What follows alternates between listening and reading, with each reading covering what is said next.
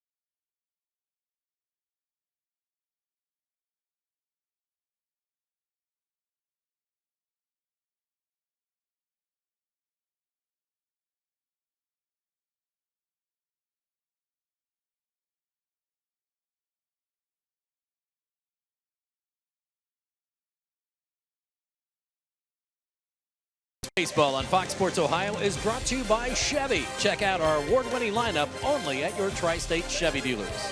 By Skyline Chili. Feeling good? It's Skyline time. And by GMC. What a night for a ball game. I'm meteorologist Paul Poteet from Local 12. It's going to be beautiful with skies partly cloudy to mostly clear. We start in the low 80s at the start of the game, and by the time you're done tonight, into the mid 70s. A couple of rainy days ahead, but enjoy the evening here on Fox Sports Ohio. What a beautiful night here for baseball at Great American Ballpark. Well, as you heard Tom Brenneman say, maybe the Reds go to a 7-man rotation after what we saw last night. They just might. It's time now for our IGS bringing the energy. And we're talking about Brandon Dixon. Game got a little out of hand late, so Jim Riggleman turned to Brandon Dixon to finish the game, and all he did was get Francisco Lindor, who's one of the better hitters in baseball, to pop out. Michael Brantley flies out, and then Jose Ramirez strikes out on a blazing 66-mile-an-hour pitch. Fires his bat, shatters it, and Brandon Dixon, a great time pitching last night to finish off that game. And he said he just had a blast. He got a lot of text and phone calls, but mainly from his mom and dad. My parents were texting me saying they couldn't stop laughing the whole inning. I think they were just happy to see me out there, and you know, I've had a lot of friends that I've played with in the minor leagues and stuff like that who were pitchers who never got to throw in a big league game. So I mean, it's just cool. It's a cool experience to get to do for sure. Forever in the Baseball Reference, which is the Bible for Major League Baseball, he will be down as not only a position player, but also a pitcher with 1 inning in the books and a 0.00 earned run average. Coming up, Game 2 of 5 of the battle for the Ohio Cup.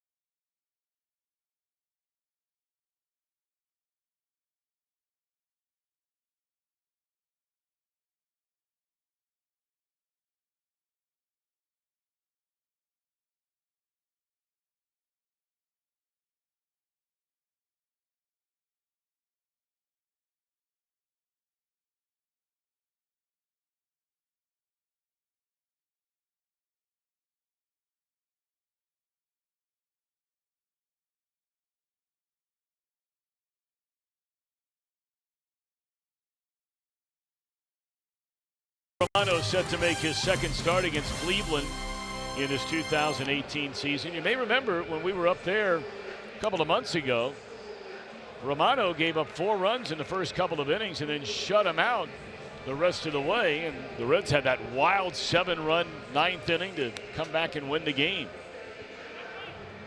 Let's take a look at the Indians lineup under manager Terry Francona.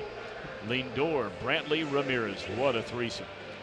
The former Red Alonso at first, Melky Cabrera again in right, Jason Kipnis at second. A latter third of Gomes, Greg Allen, Corey Kluber. Overall, start number 23. He's pitched in 2 games out of the bullpen. Really big momentum start his last time out against the Mets in front of family, friends. Did not give up a home run in that game. In fact, over the last 5 games, Romano has only given up 2 home runs, something that kind of bothered him earlier in the year when he was giving up the long ball. A lot of lefties in the lineup. He's going to have to use his changeup and that inside fastball effectively here tonight. So here we go. Francisco Lindor, all-star shortstop, looks at a fastball. Ball 1. We're underway. John Tumpane, the home plate umpire. Jim Reynolds is at first. Chad Woodson at second. Mark Wegner is a crew chief, the umpire, at third. In there, a strike. 1 ball, 1 strike to Lindor. .294 batter.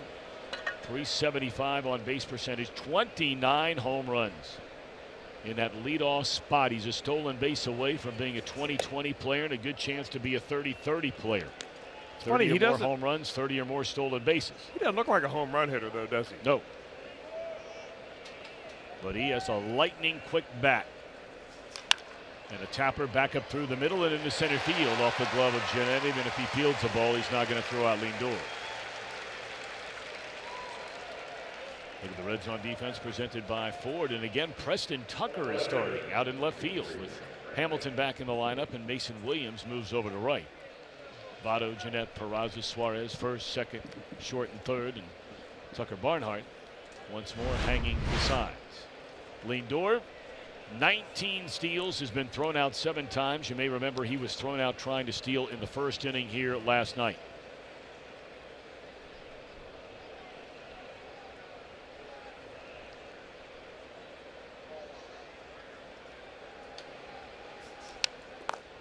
Michael Brantley behind strike 1. Brantley upped his average on even 300 after collecting 3 hits in the game here last night. 13 home runs, 63 runs batted in, 1 double short of 30 of those. Now we talk about the home runs and the RBIs with these first 3 guys. Look at the doubles. Lindor needs 1 for 40. Brantley needs 1 for 30. And Ramirez already at 30.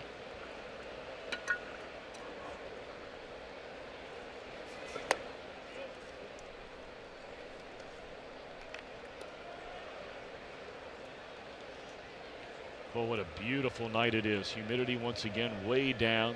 Was a little warmer today than it was yesterday, but there's no way you're complaining here in the middle of August about this weather we've been blessed with here really over the last number of days. Outside, 2 balls and a strike. Great ball game weather, that's for sure. I'm telling you, the people here having a great time here watching the Indians come into town. It was nice during the Arizona Diamondback series.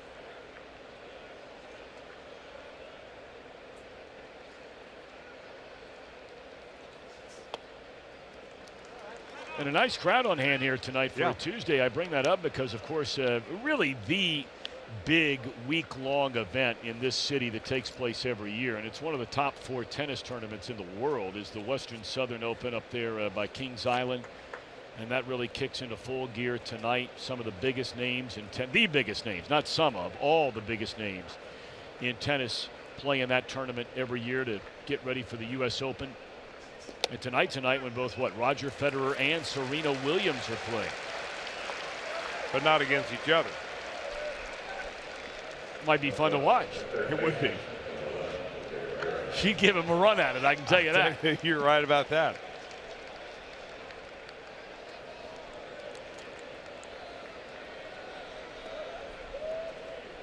All right, so a single and then a walk, and here comes Ramirez. He blasted number 35 here last night. 87 runs batted in. Oh, what a player this young man, and Chris brought it up last night, only 25. This young man has become in really just about a year and a half. Well, he got a fastball in off the plate. We had a shot of him after he hit this home run right down the right field line, of him kind of gesturing to his teammates of where that pitch was. I mean, it was right in on his belt buckle. Want to keep the ball down against him. Maybe he'll roll over and get you a double play here. But Romano's been up in the zone. And, you know, he's a guy that throws a power sinker, good hard slider over the top. He's got good downward break. Looks like he might be just a little bit amped up here tonight.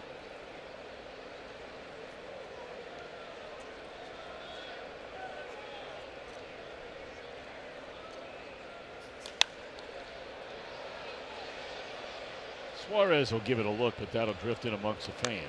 2 balls and a strike to Jose Ramirez. How about the 2 third basemen in this series?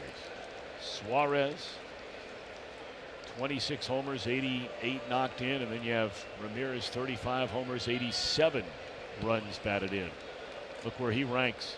Now he's right there to be the league's most valuable player.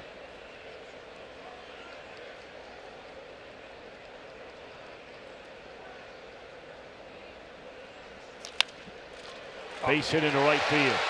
They're going to wave around Lindor. Here comes the throw to the plate, not going to be in time, and both runners are going to advance. And it's 1-0 Cleveland after 3 batters hit, walk, single. Yeah, shame right there. It looked like Romano got the ground ball, but it wasn't at somebody. Found the hole between first and second. And by coming to the plate right here, it advances the other 2 runners. So the double play now is no longer in order. I mean, that ball, if it goes right at the second baseman, it's a rally killer. If it finds a hole and goes into right field, the Indians take the lead. And it was another missed cutoff man. I mean, that seems to be a common theme, with the exception of Billy Hamilton, no matter who they put out there. That ball airmailed Joey Votto. I'm not suggesting even if he hit Votto that they wouldn't have been able to throw out the runners going to third or second base, but you have no chance if you don't give him a chance. I think the only chance you're going to have with Francisco Lindor is if the ball is hit in such a way that he has to hesitate to see if it's going to fall in or not. But a ground ball through the infield is a base hit from the time it comes off of his bat. Lindor is the speediest of all the Cleveland Indians. It's a first inning. Let's limit the damage here. Let's keep the double play in order. Give your pitcher a chance to get out of it with a ground ball. Now, instead of a double play for a ground ball probably scores a run because the Reds will play the infield back.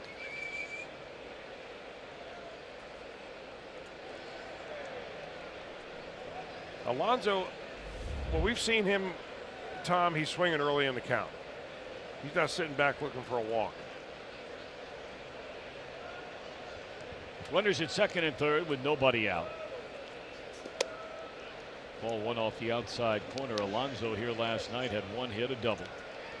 That was into left center field. He also hit maybe the hardest hit ball of the night, the line drive he hit that was caught in front of the wall out in right field.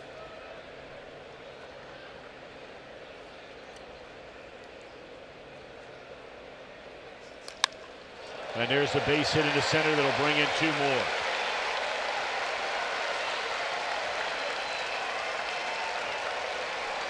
(3-0) Cleveland after the first 4 batters here in the opening inning.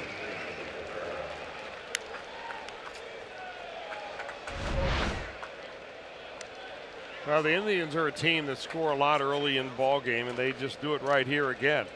You define the outer part of the zone with a missed breaking ball that just was off the outside corner. You come back with a fastball, and there he is, probably expecting fastball, and hits it right over the shortstop's head. I'll tell you, a lineup of lefty after lefty after lefty is really tough on most right-handed pitchers, but even more so when you're a young right-handed pitcher and you're not used to it. You can't go to your bread and butter pitch. That's a slider that usually gets right-handers out. It's not nearly as effective against southpaw hitters. And there's another base hit. This one off the bat of Melky Cabrera. 5 batters, 4 hits, and a walk. First and second, none out. But notice the hitting that they're doing. I mean, they're not trying to swing for the fences. They're not trying to hit home runs. They're basically taking what the pitcher's giving them. I mean, Melky Cabrera, look at his eyes. I mean, he's looking at that hole between third and short. It's a veteran team that knows what they're doing.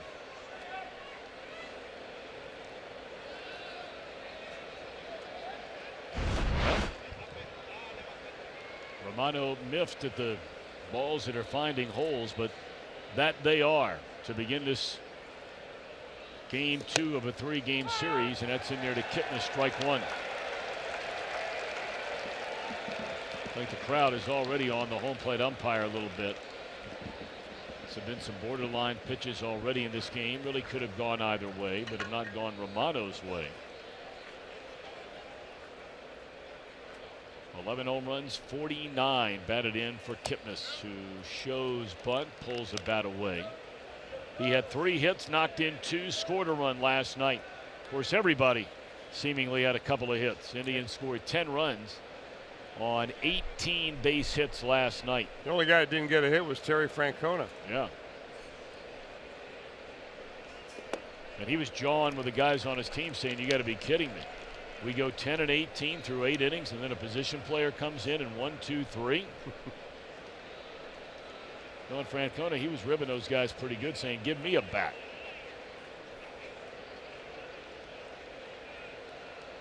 Reds already have Michael Lorenzen getting ready in the bullpen.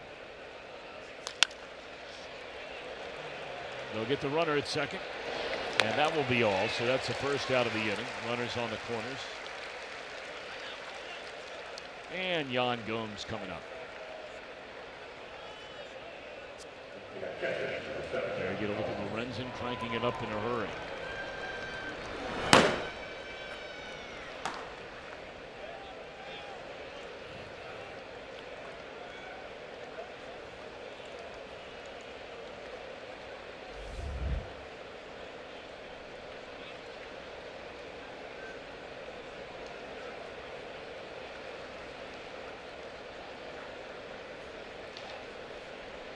Gomes, the 7th batter in this opening inning. And a pitch in the dirt. Smothered by Tucker Barnhart, ball 1.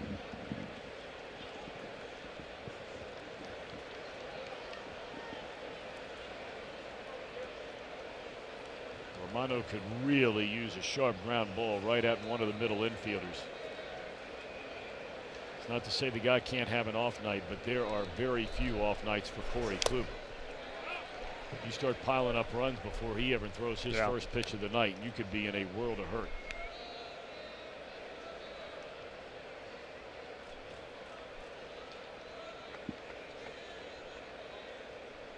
Kluber's already got his mind on batting here in the first inning.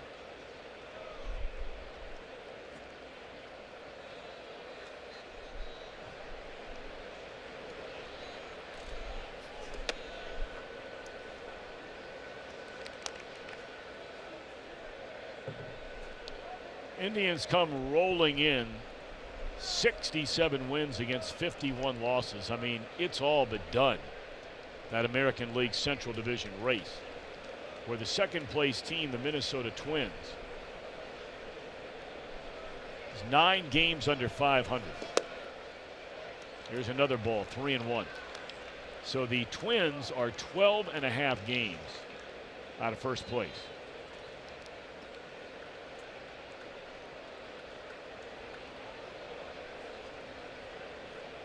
The Yankees are 30 games over, and they're 10 games out of first place.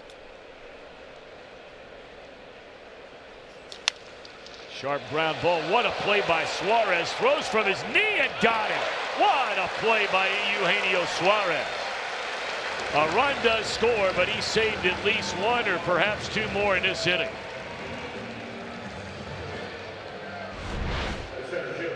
Well, this ball right down the line. Grabbing it is one thing, then being able to get a throw off. But from his knees, perfect location, easy one hopper for Votto. Big league play. What a play. Big league play by a big league player. They will intentionally walk Allen, so Kluber will indeed bat here in the first inning.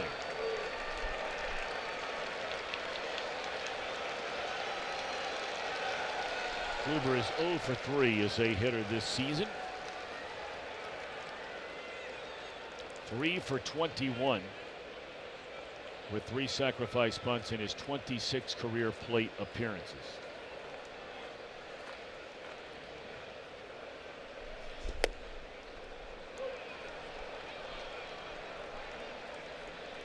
Here's what we talked about when Romano took the mound that game he pitched up in Cleveland. 4 runs over the first couple of innings and then lights out over the last 5 1/3.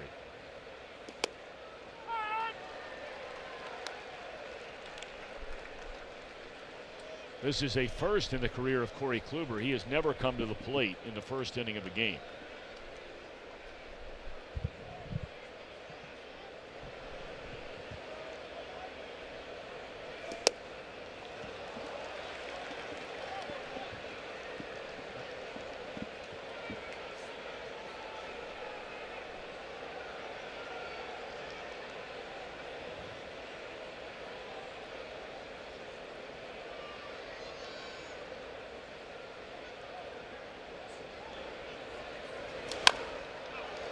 Indians took a big hit earlier today. We mentioned his last start a few days ago. If Kluber is 1, Trevor Bauer is 1A in this starting pitching rotation. One of the top 2 rotations in all of baseball. You throw Carrasco in there too. But he got hit with a line drive right outside the ankle. His last start against the White Sox. And they found a stress fracture in there and they put him on the DL. They have no idea how long he's going to be out. That is a huge hit for the Indians. We were talking about it before they came to town. No one wants to play this team in the opening round of the playoffs. When in the first 3 games of the series, you would see in no particular order: Kluber, Bauer, Carrasco.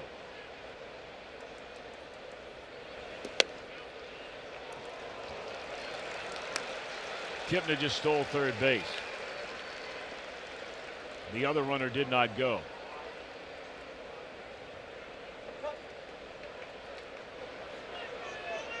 And now Romano's gone 2-2 on Corey Kluber. Struck him out. 9 men back, 4 score. Reds have work to do against Kluber when they come to bat in the bottom of the first inning.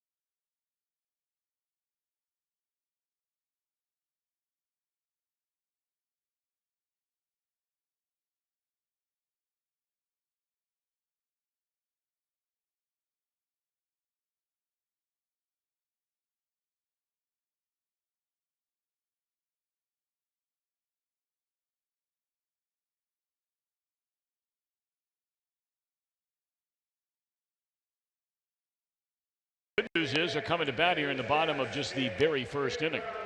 And here's the way Jim Riggleman stacks them up tonight. Peraza, Votto, Suarez, followed by Jeanette in the cleanup spot. Barnhart catching, and Mason Williams in right. Preston Tucker in left. Romano in the 8th spot. Billy Hamilton in center. Kluber, a reigning Cy Young Award winner, and pitching like he'd like to win it for what would be a 3rd time so far this year. Well, everything about him is all under control. You watch his arm action, it's all under control. He's very deliberate. He's a guy that when he gets the ball out of his glove, you see a high elbow immediately when he takes that ball out. That's kind of a new way that a lot of people are trying to teach pitching. He's got a fast arm. Twice he's won 18 games. He is 90-54 in his major league career, over 187 starts.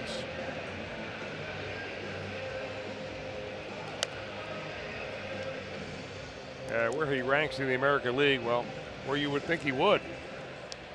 First in base on balls per 9 innings means he's got great control.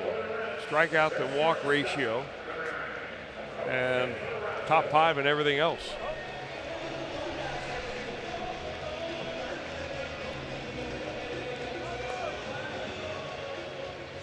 Jose Peraza to lead things off against Kluber here in the Reds' first inning.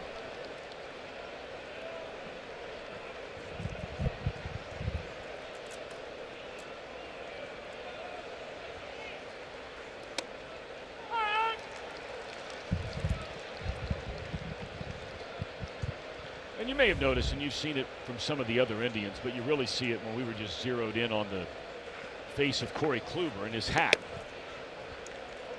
We touched upon it briefly last night. Leonis Martin, who began this year, of course, playing for the Detroit Tigers, was traded to the Indians, and they have found a terrible bacterial infection in his system, in his blood, in fact.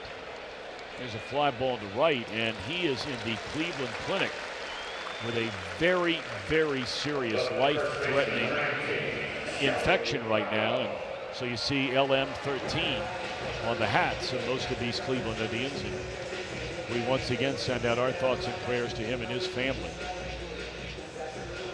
In fact, the Reds, very classy move before the game today, asked for get well wishes from those in attendance tonight for Martin.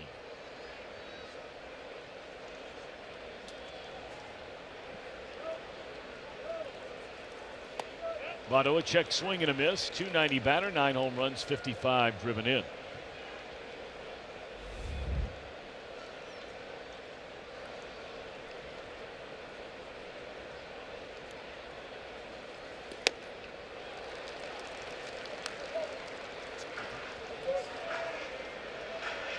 Kluber has not pitched against the Reds in 2 years.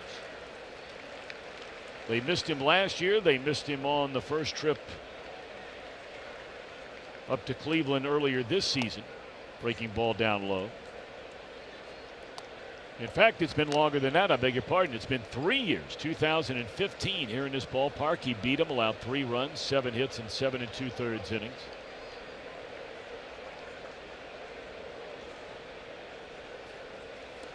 And that strike 3 called, and Votto knew it.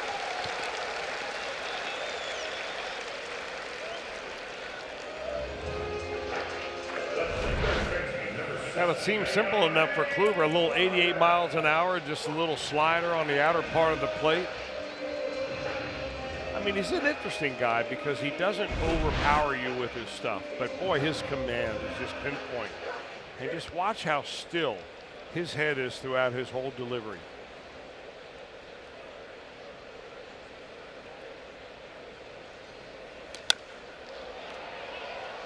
Kluber is one of only 4 pitchers in the major leagues. You go back to 2014 to pitch over 900 innings, so he's durable, hadn't been hurt, with an earned run average of under 3. Max Scherzer, Corey Kluber, Chris Sale, Zach Greinke. Now Kershaw would be on that list, but because of his injury this year, he is just short of 300 innings pitched. So that is prime time company, and that is a prime time easy 1-2-3 first. Cleveland leading 4-0.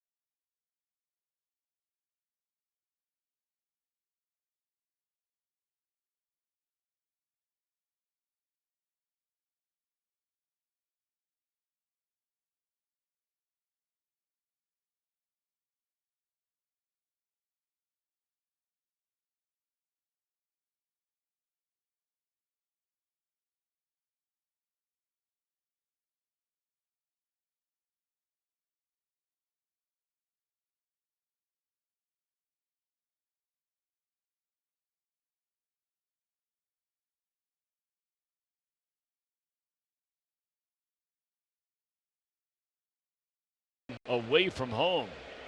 First 4 months of the year, they were not very good. They couldn't score. They were 7 under.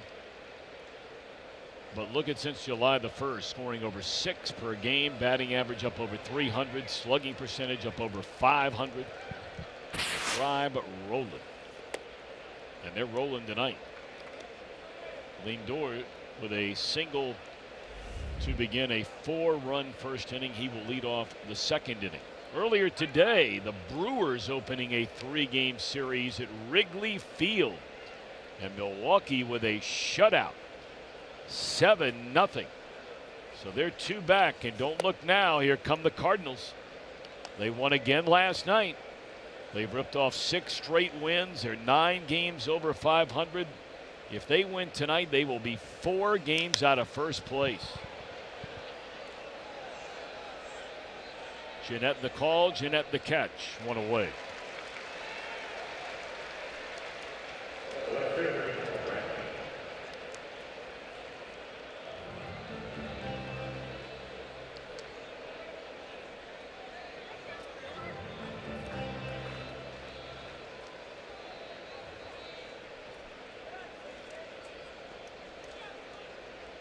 Michael Brantley drew a walk from Romano and scored one of the 4 runs an inning ago.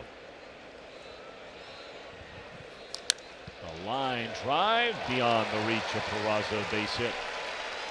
Well, what a quiet hitter he is. I mean, as far as body motion before the pitch is on its way, when he sets up in the box, very little movement with his legs. Not a lot of guys do that, but I mean, he's basically just looks like he swings with his hands and his arms only. Gets his weight back, just a slight weight shift. Pretty swing.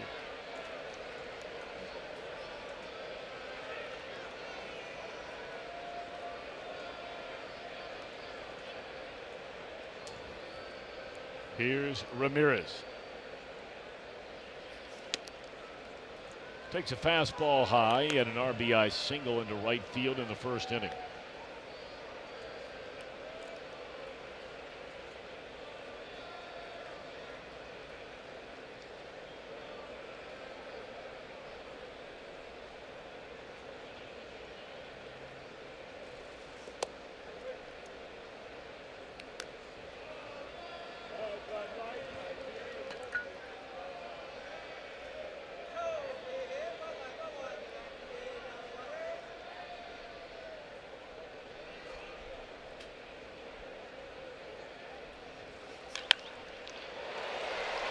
Having to tiptoe out of the way was Brantley, and he's coming to third, and on to second goes Ramirez. Wow, miscommunication out there, I think, between Peraza and Scooter Jeanette, because it looked like Brantley hesitated before he got going there. He had to go back to the bag a little bit to avoid the ball. And then he's kind of, well, I think he's got jogging in there, and then he decides to turn it on.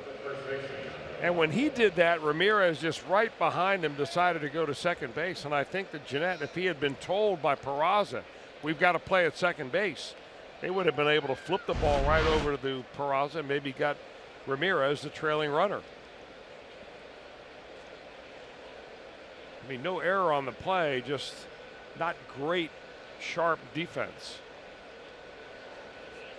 So now Alonso with second and third.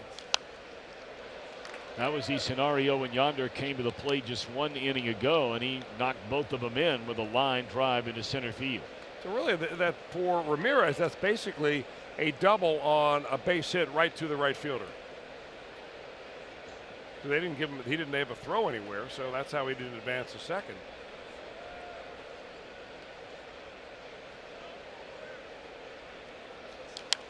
You know, it's kind of an example of the way the Indians have played, is that when they're ahead and they got a big lead early in the game, why not keep the foot right on the throttle? Make the other team make a play on you. If not, we're going to keep running until you throw us out.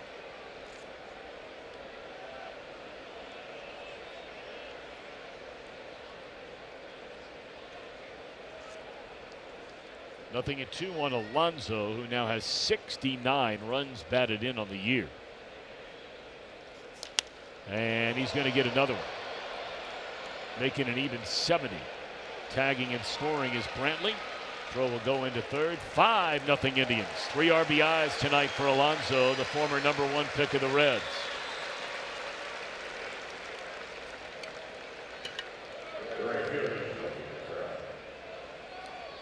So here comes Cabrera.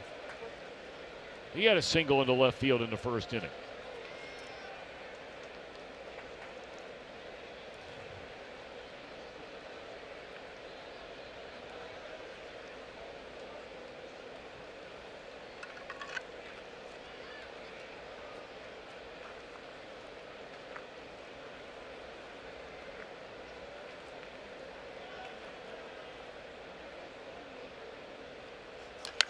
Base hit left field. They're going to wave around the runner. Throw will come to the plate, but not going to be nearly in time to get Ramirez. RBI single by Cabrera makes it a 6-0 game. Boy, this guy just opposite field hitting at will.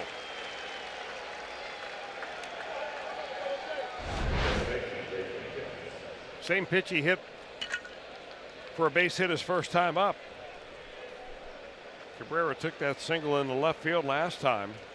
Scored a run with it, and this time does the same with 2 outs. It's going to be it for Romano. Coming off an excellent start, and this one couldn't have been any worse.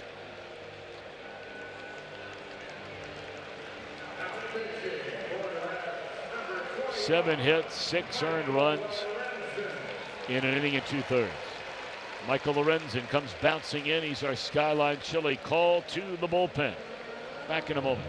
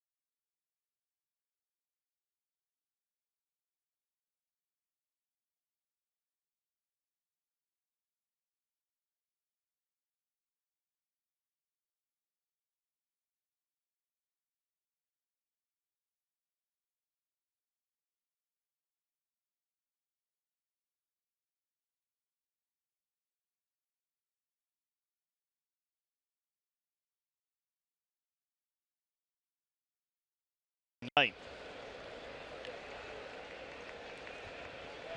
They had 10 runs and 18 hits in the game here. Series opener, and already 6 runs, 7 hits in the game tonight. We're in the 2nd inning, and that'll be Michael Lorenzen.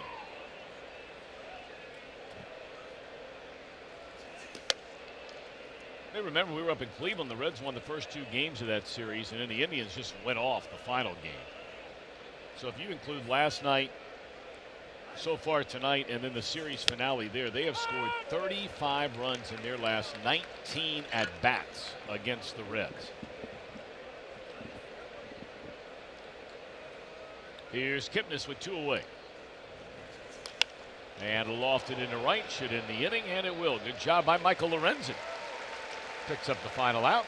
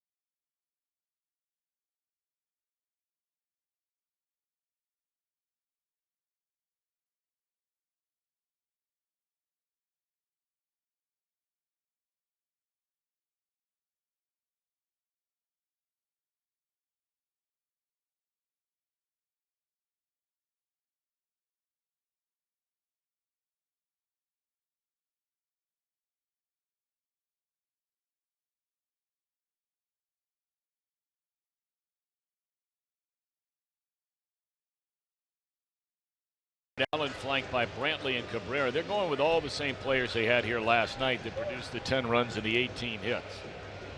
Big nights again from Kipnis, Lindor, Ramirez last night. So they have their main man on the mound tonight coming off a perfect first inning. That is Corey Kluber, the reigning American League Cy Young Award winner. Second time he's won in his career. Scooter Gennett jumps on that pitch and hooks it foul. Kluber an all-star again this year. He didn't pitch. He wound up getting an injection in his right knee after his start on July the 12th against the New York Mets. It was a third straight all-star game for Kluber, though he did not pitch.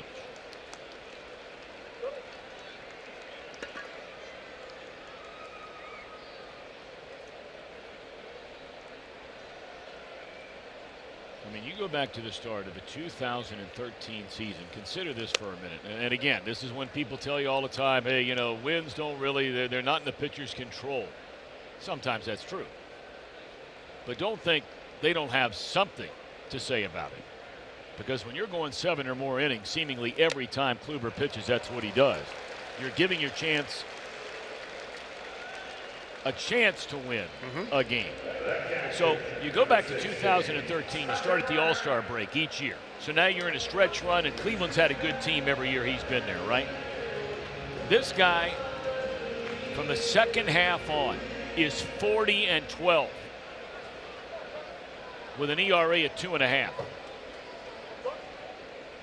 So he starts out good, and then he gets better.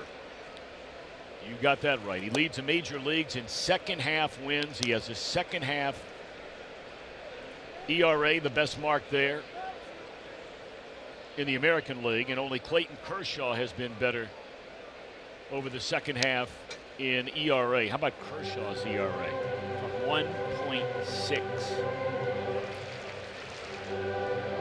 The more important the games become, the better the good ones get. But then you turn the page for some guys to October. And October can be a good friend, or it can become a time where your head hits a pillow at night. And it's hard to find peace.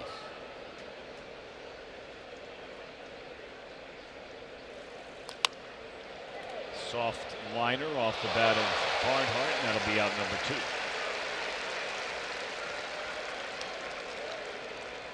Now, does that mean he's perfect every time out? Of course it doesn't. Our Rocket Mortgage breakdown. Look what he's done in interleague play this year. 4 starts. How about that? And look at his other 20 inside his own league. And those guys are supposed to know him better. Yeah. And they've got a DH. Of course, sometimes you have a DH in that interleague play. He's swinging the bat himself here tonight, Kluber is. You know, the interesting thing I find about Kluber is that he wasn't even drafted and developed by the Cleveland Indians. He was drafted by the Padres in the 4th round in 2007 out of Stetson University down in DeLand, Florida. And the Padres traded him in a 3-team trade. And they ended up getting, from St. Louis, Ryan Ludwig and Nick Greenwood. Not Lee Greenwood, but Nick Greenwood. No, excuse me, Padres sent Greenwood to St. Louis. The Cardinals sent Ryan Ludwig to the Padres. Yes. And Jake Westbrook also went to the Cardinals. He was the big league sinker ball pitcher there. Yep. And that's the Padres sent Kluber to the Cleveland Indians. Strike 3 call. That's a weird trade because you had one team in the Indians trading 2 players to 2 different teams. Yeah. It was a weird I think trade. they still wanted Lee Greenwood, though. Kluber looking good.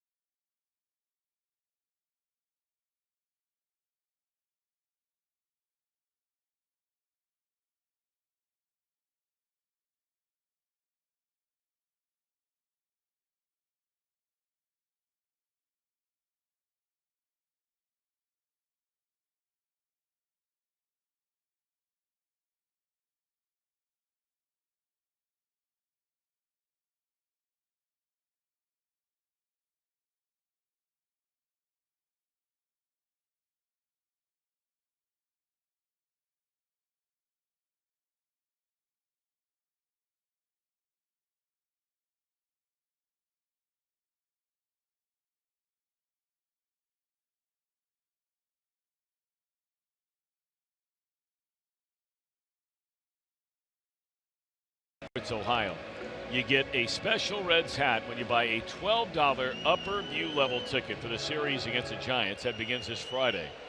There are only 600 available. So get your tickets now, Reds.com/FS Ohio. We're running that tonight. Hello to all of you. Hope you're having a great time. Couldn't ask for a more perfect night to hang out at the ballpark. Indians batting here in the third. Jan Gomes pops it up against Michael Lorenzen, who's on in relief of Sal Romano. Gave up 6 earned runs in an inning and 2/3 tonight. Lorenzen's retired, the only 2 batters he's faced, and now it'll be Greg Allen.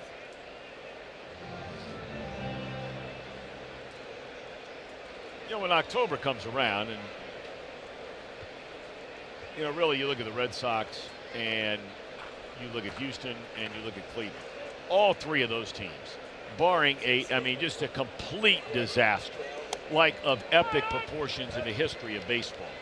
All 3 of those teams are going to be in the playoffs. Although, you know, I should maybe not include Houston on that quite yet, because as they have struggled here of late, they've lost 4 in a row. They've lost 7 of 11. The next thing you know, the A's are only 2 games out of first, and the Mariners are only 4.5 out. But certainly the Indians and the Red Sox, with the lead they have in their respective divisions, they're a lead pipe cinch. But when you start talking about teams potentially to also be in the American League playoffs, the 3 I mentioned out west, you throw in the New York Yankees, that is going to be some kind of war. Yeah.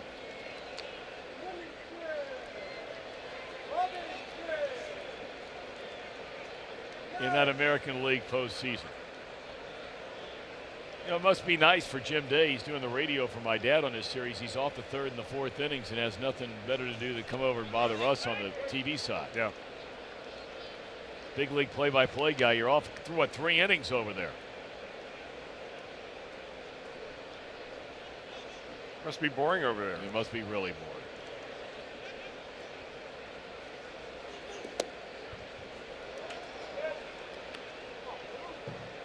Three and 2 on Allen.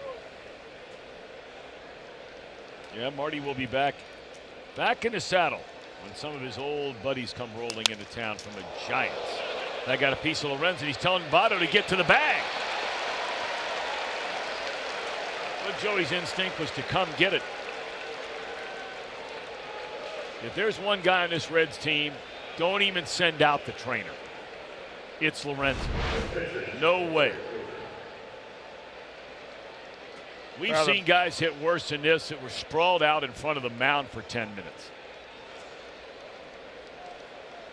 Well, the got him right on the backside, but boy, does he recover in a hurry. And you see him pointing right away. I guess Votto didn't see him, and the instinct for Votto come over to get to the ball, and just goes as a base hit. Kluber trying to bunt, fouls it away.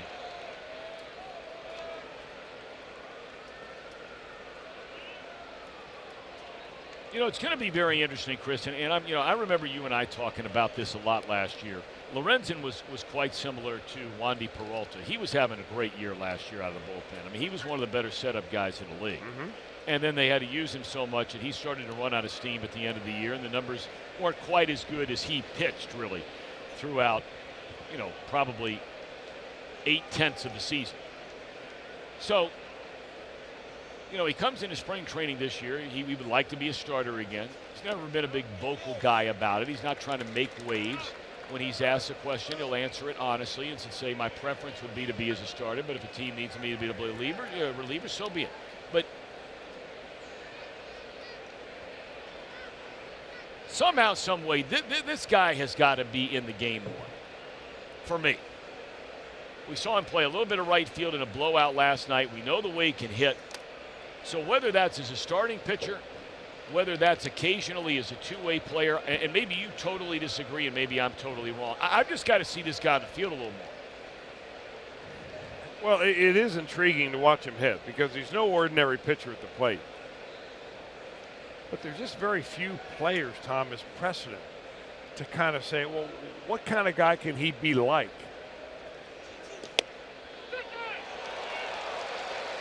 And a lot of teams are just reluctant to get themselves out there stick their neck out and say, well, we're going to break the code right here. Well, we're going to play this guy as a two-way player. So many teams won't do it because it hasn't been done recently. And maybe Lorenzen's the guy that can do that. I mean, I don't know of a better athlete in the league. I'm with you. That can do that. The flip side of all that, Chris, is, and you and I have talked about this a lot, the flip side is if you never try it, will you ever look back and say, boy, I wish we would have tried it? I think there are certain teams that it would not work on at all. There are some teams that it's worth a try, and maybe the Reds are one of those teams.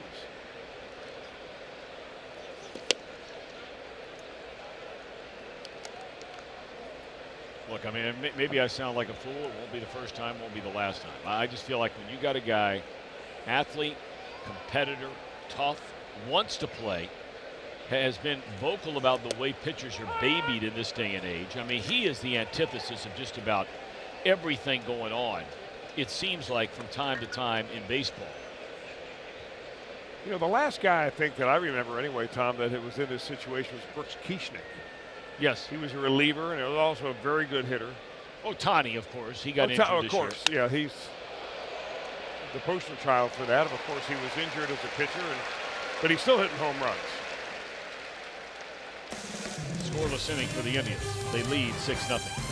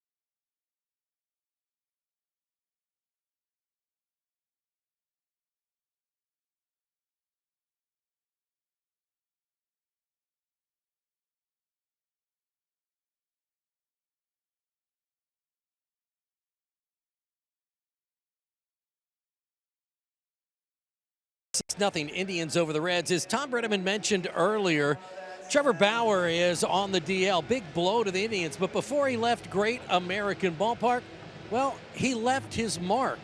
He was throwing a weighted ball, and he thought that this was cement. And this is right outside the visitors' clubhouse in the main hallway downstairs. And he threw the weighted ball right through the wall, guys. So they patched it up today, and today he was placed on that 10-day deal. Big blow to them, but he left his mark here in Cincinnati. Yes, he did. And that is a big blow indeed. We'll have to wait and see on that one.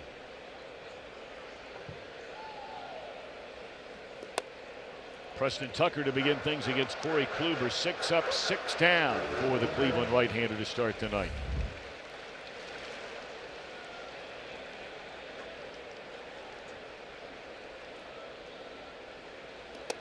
Breaking ball in there, strike.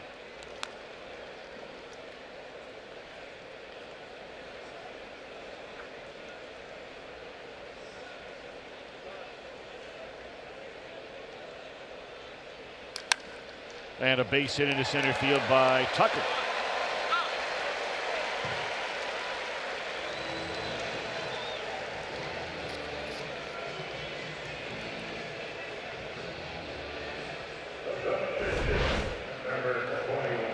A little bit of a slider that he throws him down there. Second one in the at-bat that he sees from Kluber.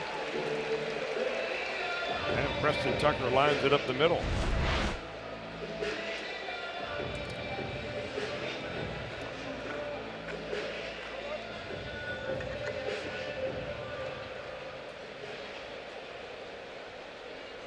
So here is Lorenzen. That certainly adds a bat to this lineup, and you need plenty of those when you're trailing Kluber 6-0 into third.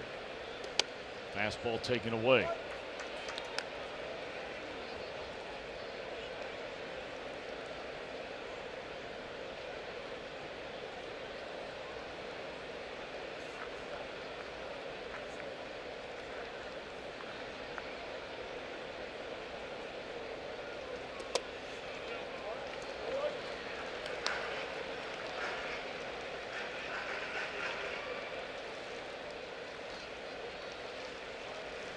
Three home runs this year for Michael Lorenzen. One of them, of course, a grand slam. Bouncing ball, double play here.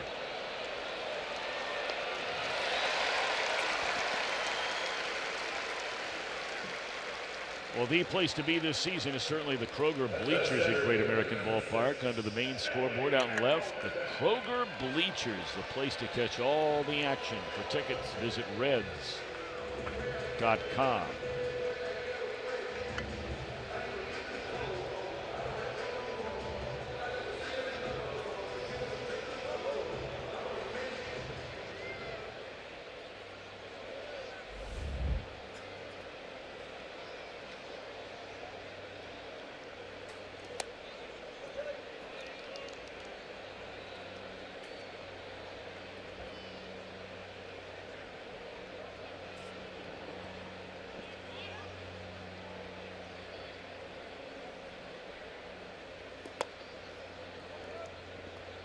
Billy Hamilton showing bunt back-to-back pitches right there. This may be an ideal time, really, for Billy to work on his bunting in-game situation.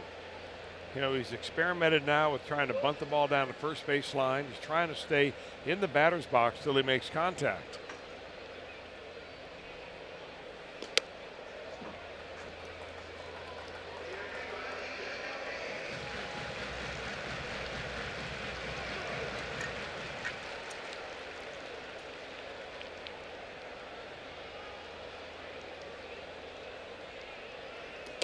Breaking ball in there, a strike.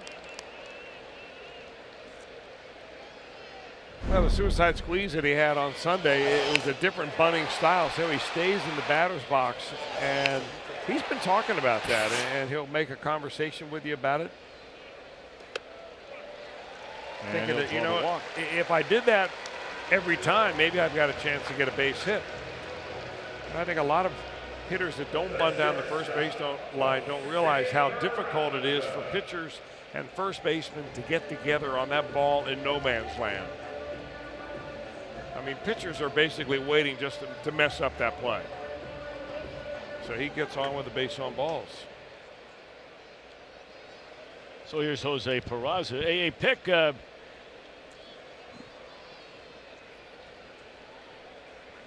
I could be mistaken here, but sitting down there by you is the former All-Pro center of the Buffalo Bills. Is that Eric Wood down there? You are correct, Tom. Elder High School, yep. And I hate to say it, but University of Louisville, first-round draft pick of the Bills, yes. He just had to retire at the end of last season. It was during the Pro Bowl. Suffered a terrible, the wear and tear on his neck, and decided it right before the Pro Bowl to call it quits. Hamilton running, and he is safe at second base with a stolen base. And Tommy's having kind of a running conversation with a lot of guys when they come up in the on-deck circle. They look over and see this monster sitting there and say hello. Boy, what a player he was. Man. Played guard and then moved over to center in the NFL. Great player. Now they're going to ask for an official replay of that. They think that maybe the throw and then the tag got there, and even though it tagged him on the leg.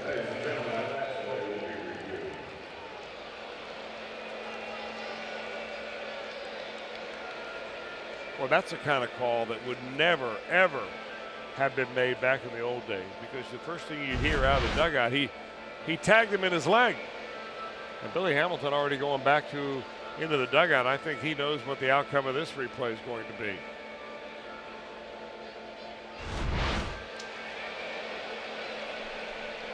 Well, let's see if we can tell.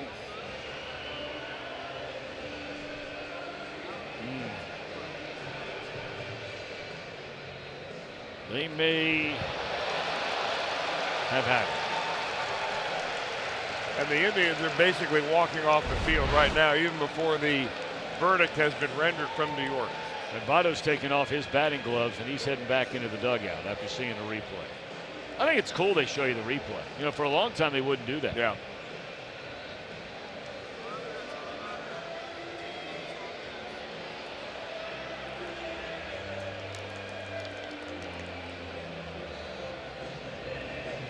If you want to know about Corey Kluber, about being the whole package, he's gone almost 240 innings since somebody has stolen a base on him. So he's just not some guy that doesn't care once you get on about you stealing bases. He cares about it. So this is personal to him. I have no doubt about that. Out. And that will be the end of the inning. We've played 3. 6-0 Cleveland in front.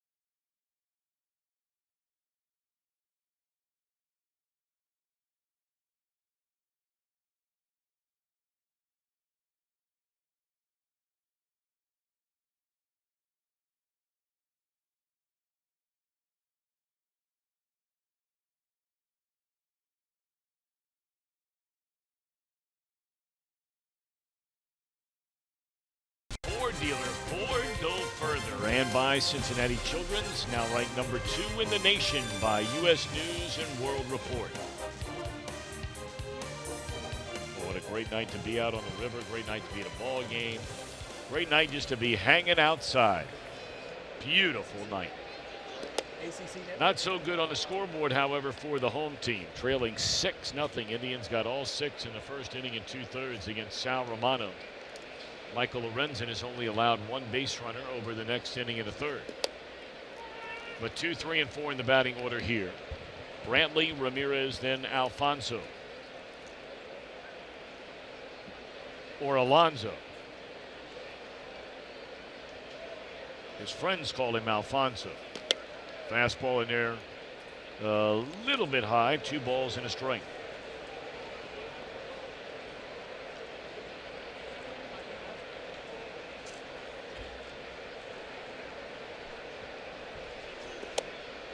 That's good pitch right there. Really good pitch. Off speed, takes a nosedive, down and away.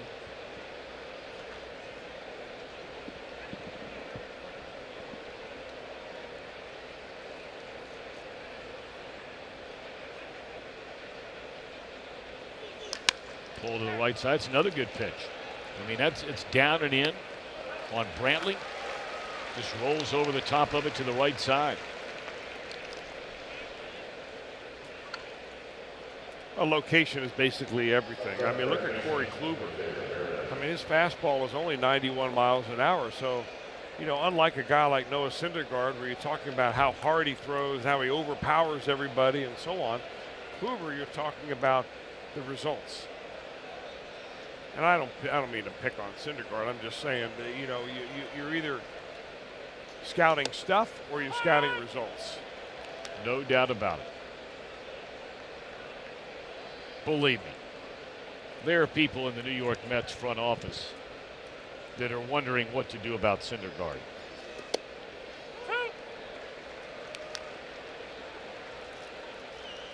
I mean, do you keep him? Do you really believe that he's going to maximize all the God-given talent he has? Or is he going to be a guy like we saw in the Reds game last week? Unhittable, cruising. Then the next thing you know, he's walking guys and hitting guys and giving up a couple of hits and 3 or 4 runs score against him, and then the Reds are right back in the game and he's out of the game. Now he got the win of the game, but it's not. I think the Mets have seen a lot of those starts from Noah Syndergaard. Yeah, and you would think of just a much more dominating performance from beginning to end, given the talent level. There are a lot of guys like that. No question. 2-2. Another good pitch. And that's a good pick by Scooter. Well done. One of the few times they retired Ramirez. He's 9 for 20 against the Reds so far this year. Good play.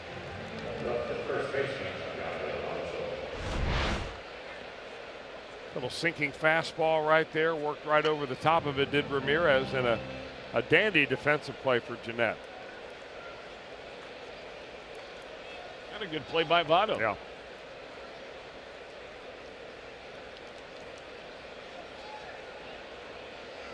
Boy Scooter to read the lips of Lorenzen. Now yonder Alonso. He's already knocked in 3 runs tonight. 2-run single in the first, sac fly RBI in the second inning.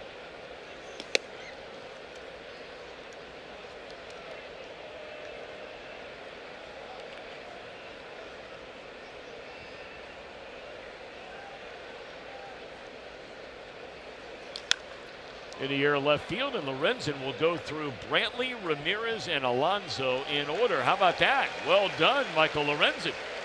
2 1/3 scoreless innings for the Reds reliever.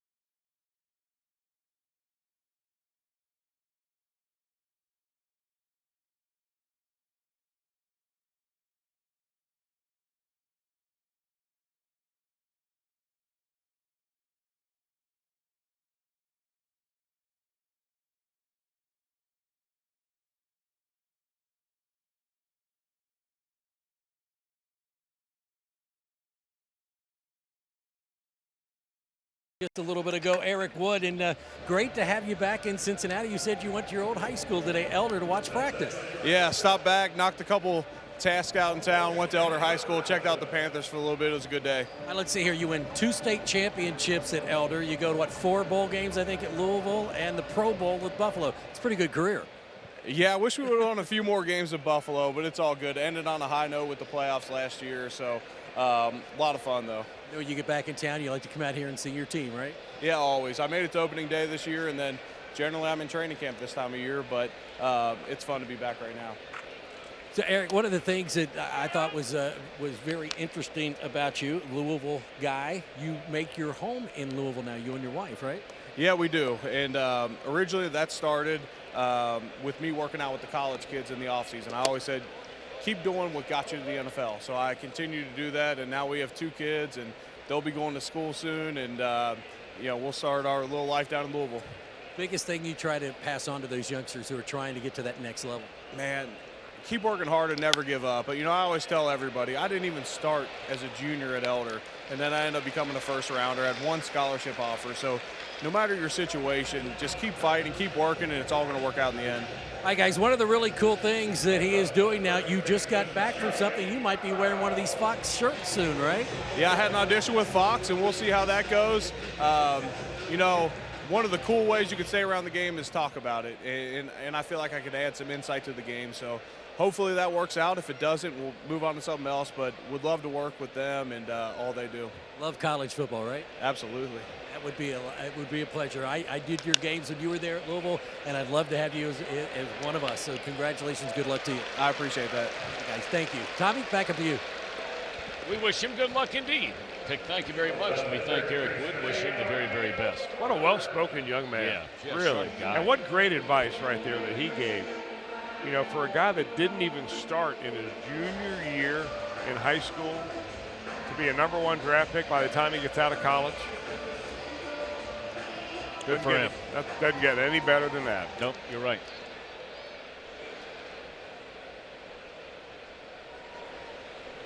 Well, were it not for him just being concerned about the neck injury, he'd still be one of the top 2 or 3 centers in the NFL this year, right now. But decided not to take the chance.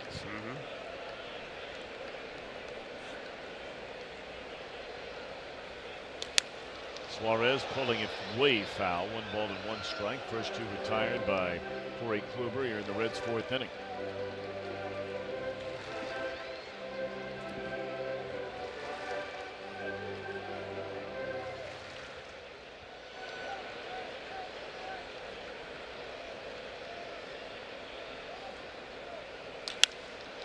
Tomahawked into left, and that will be caught by Brantley. Wow, what a nice play. That long, tall frame of Brantley enabled him to reach up and corral this one.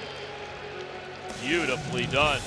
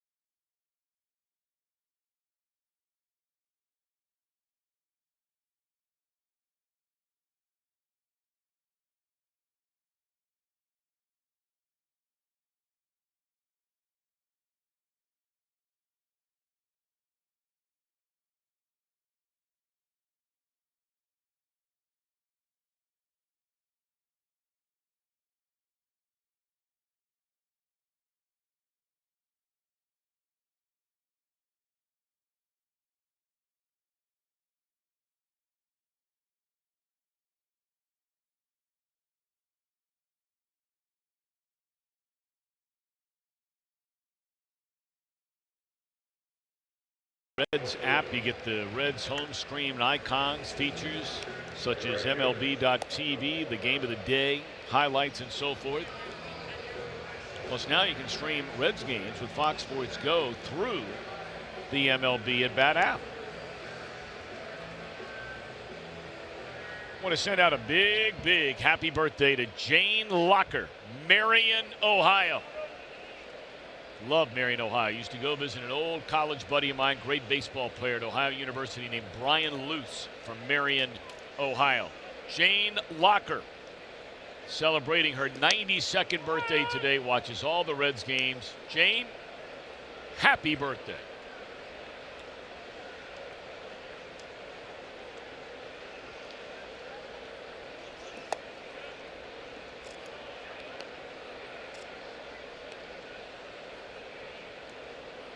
One of my favorite stories about that buddy of mine, Brian Luce, his dad worked so hard, working man, his whole life, saved every nickel he had. There's a fly ball in the short left. It'll fall in a hit. Oh, my. And that is a base hit off the bat of Melky Cabrera. Look, he's smiling out there because he can't believe that ball fell in for a base hit. I don't know whether Preston Tucker didn't see it coming off the bat or just misread it completely. I mean, he's not sure where it is. Oh, there it is. It's falling in front of the outfielder. I don't think he was the only one that didn't see it. Maybe not. Maybe it was just one of those that's going to fall in there anyway. I take that back there, Preston. Playing kind of deep against Cabrera anyway, and Cabrera gets one that falls in for him. He didn't even know it. That's why you run out everything. And there's strike one.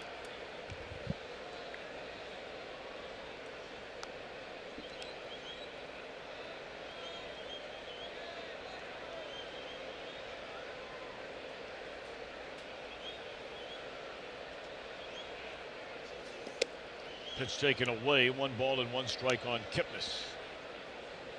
Just underway, bottom of the first inning in St. Louis. Nationals and the Cardinals. It's a big game for St. Louis tonight, knowing the Cubbies have already lost to the Brewers today.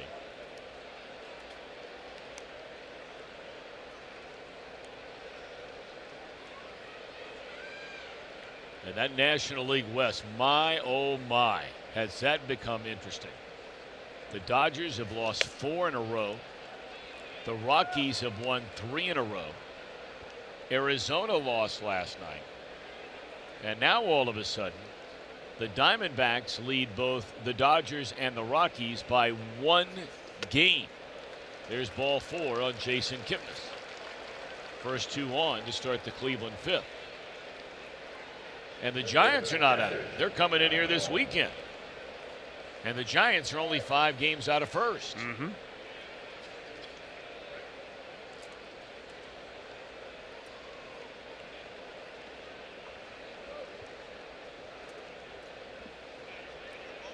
Gomes is the batter that hit the ball off of Michael Lorenzen. The ball trickled then over towards first base, ended up getting an infield hit, but hit it very hard.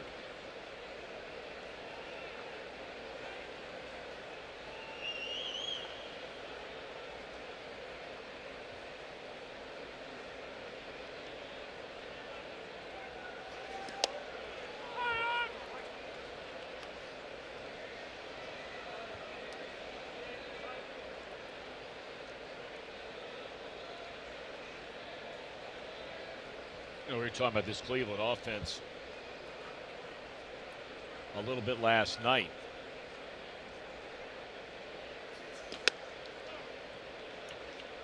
The top 4 guys in the lineup, and really when you include Edwin Encarnacion, although he's hurt right now, and they play him in the role of designated hitter regularly in their lineup, they'll get him back. Well, those first 5 guys can just mash you into oblivion. But then the guys after them, the next 3 or 4 are guys who at points in time in their careers have been outstanding offensive players. Gomes has had some really good offensive years. This doesn't happen to be one of them. You mentioned Kipnis. It's been a couple of years, but there was a long stretch there. He was one of the better offensive second basemen in all of Major League Baseball. Now, Cabrera's not been with them all year long, but he's always been able to hit. If they get just maybe 1 or 2 other guys besides those top 4 or 5 in the lineup, and that's what they've had going on here recently, they are just scoring seemingly at will against anybody and everybody.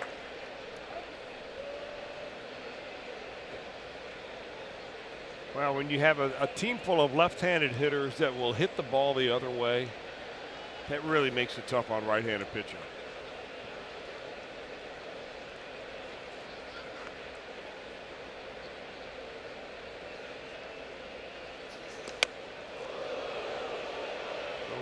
Low bridged on that one. Gomes is one of those rare players that was actually born in Brazil. His father was a tennis instructor. They moved to the United States when he was 12 years old, and that's when he was introduced to baseball. Went to high school down in Miami, big school, Miami Southridge. Played a little baseball for the Tennessee Volunteers, and then transferred to Berry College, and that's where he eventually signed when drafted by the Toronto Blue Jays. Time for our Lowe's whole team together. Grand slams this year. We talked about how the Reds, have been locked up with Boston for most in baseball with 9. Well, the next one for the Indians will be 9. And they have them loaded right now after Lorenzen walks a couple of batters after a leadoff bloop single. Tom, it's interesting to look at the origin of the rosters. Different teams, Sure. whether they're homegrown, whether they were built by free agents, whether they were trades. And there are only 2 players in the starting 9 that the Indians are running out there today that are homegrown. The top of the lineup hitter, Francisco Lindor, #1 draft pick back in 2011. He was the 8th player taken that year. And the other one is Jason Kipnis, 2nd round, 2009. Everybody else either came as a free agent or a trade. They've made some very good trades.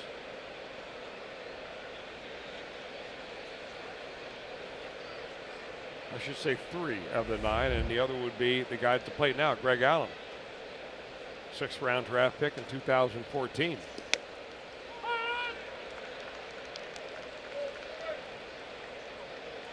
Now, we saw Allen last night try and bunt with runners at 2nd and 3rd and nobody out, and he popped up, nearly turned into a double play. His team's leading 6-0. We'd all be in shock if he's bunting here. 0-2. It's a big batter here for Lorenzen. If he can find a way to get a punch out or a pop up, you got Kluber on deck. We'll see how it plays out for Michael Lorenzen.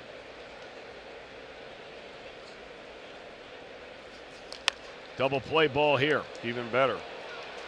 They do score a run to make it a 7-0 game. Bases loaded, nobody out. I'm thinking about damage control.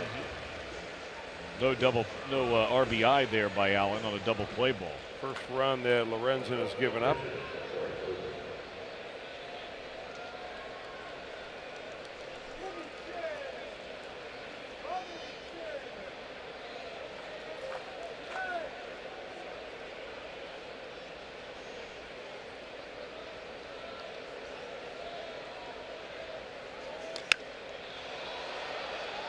Kluber a pop up to the shortstop.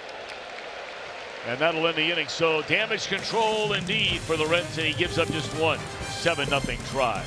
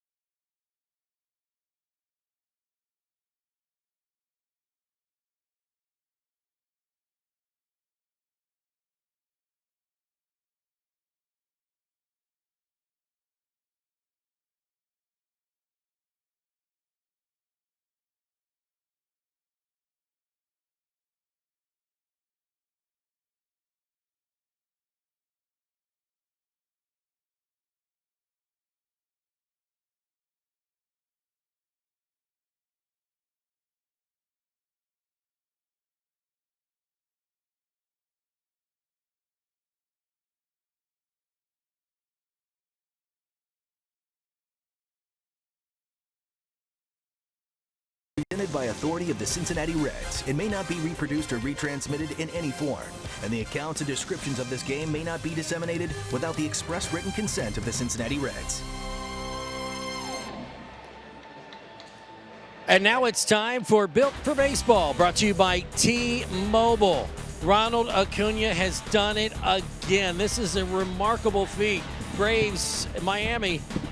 Acuna hit another leadoff home run. That's 3 straight games with a leadoff home run, and he's homered in 5 straight games. He is the youngest player at 20 years old in the history of Major League Baseball to accomplish that feat. You talking about youngsters, Tom and Chris, and how good they are. This kid is the real deal. 5 straight games, 3 straight leadoff home runs. That's amazing. Wow, it is amazing. And of course, I mean, you talk about youth. Not only Acuna, but Chris, we saw Ozzie Albies. He came up as a teenager, their regular second baseman, an all-star this year. Well, you just think about it, though. I mean, he was signed as an international free agent, Acuna was, out of La Guaira, Venezuela, in 2014 for, when he's 17 years old, for $100,000. And that's basically what you're going to give a 25th round draft pick. The Braves have always been very good. Of course, they got in trouble the last couple of years with some of their international signings, and in fact, it led to the dismissal of some of their front office people. But they have always been very active in the international market.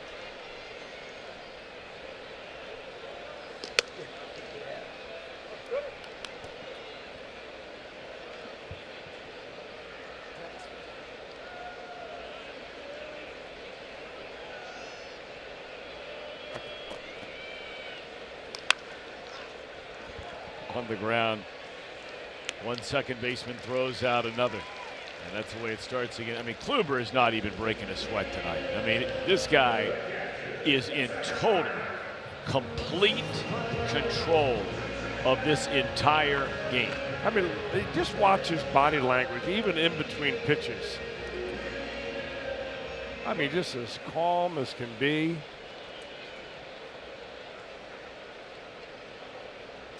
Never really makes eye contact with the hitter, just keeps his head down until it's time to get the sign.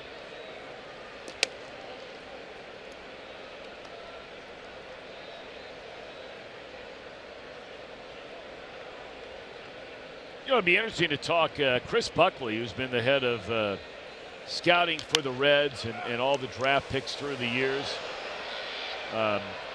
You know, we don't see him around much. He pops in and out of town quite a bit. He's so busy as Alonso is able to take care of Barnhart. But I noticed he was in the lunchroom. I think I saw you actually talking to him as I was leaving for a little while. But you know, I like to catch up with him and talk with him about some of these young players in the Red system. Been a while. Yeah, it has been a while. We normally only see him around the draft, and that's when they convene, of course, with all the main scouts, and they bring in some guys. I think there's something going on in some of the Reds front office decision making here. They bring some guys in like Buckley to talk about that. We had an interesting conversation about, you know, kids that you draft and what you're looking for, and we got a little bit of an update in the Hunter Green situation. Really? And it just in as much as you know, the injury they're hoping is not very significant, but I think the Reds are kind of surprised at that because Green did not pitch a lot as a high school kid. He's only 18 years old when the Reds signed him, and they thought that his arm was fairly protected. And you just really never know. It's really bottom line is what it shows you. Because no matter how you protect a young man's arm, when you're not sure who's going to break down and who's not going to break down. You know, it's funny. I mean, you know, I could sit here just as a layman, and I hear those things you just said, and I'd say to myself, well, 2 things don't surprise me about him being injured at all. And that would be, number one, because he didn't pitch at all. About the argument that, you know, a lot of people say, like any other muscle in your body, the more you use it, the stronger it gets. The less you use it, the weaker it gets. So that would be my first reaction, number one. Number two, look, when you're watching some of these guys, and Hunter Green would be one of them, and he's at the higher end or the highest end of the high end, right, where you're throwing 100, 101, 102. I mean, just the torque to throw that hard on a human being's arm, right? It's really kind of interesting because, I mean, here's a guy that the Reds drafted who, set the record, I think, in the Midwest League, throwing 102 miles an hour, which is blazing fastball. And believe me, he's got a rocket arm, and he's a great young man. But here we're looking at Corey Kluber. 2-time Cy Young Award winner. 4 times he's been in the top 10 in Cy Young Award voting. 2 times he's won 18 games.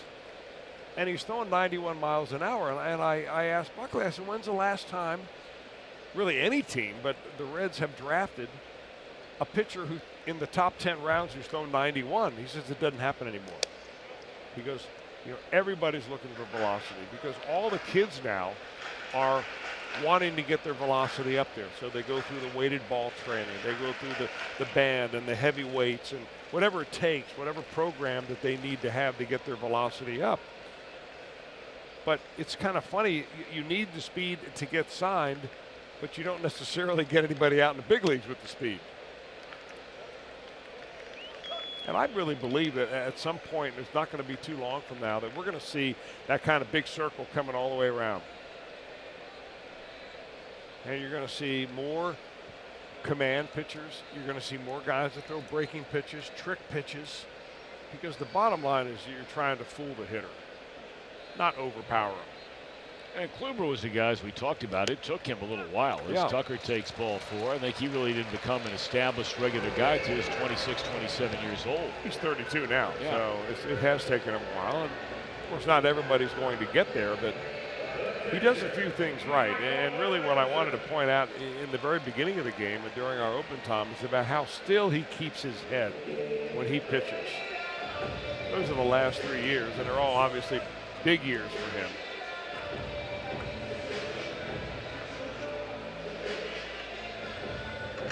Kind of interesting, really, for Kluber. Here's a guy when he made his first All-Star game. I think it was in 2016. I mean, he won a Cy Young Award is what I mean in 2016, but he wasn't even on the All-Star team. 15. That was in 15. 15, yeah. 14 he did that. 2004. That was his first 18 game winning year.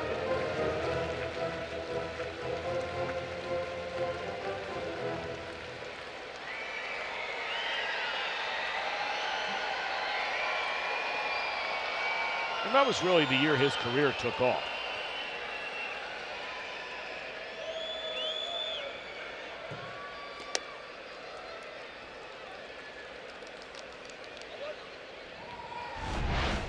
And we'll get a little look at him, really almost from the batter's box right here, a little bit higher, but just how still he keeps his head. He doesn't even look like he's putting that much effort into it.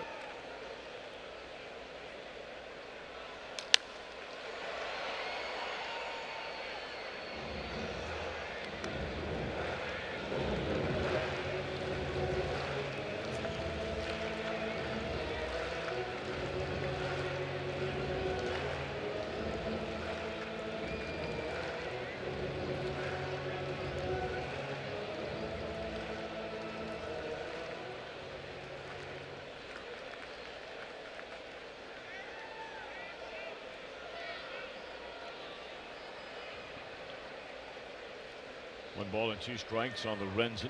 Reds have 2 on. And the Renzen a bouncing ball foul wide of third. He bounced into a double play his first time up. Had the ball girls out the last few games here at Great American Ballpark.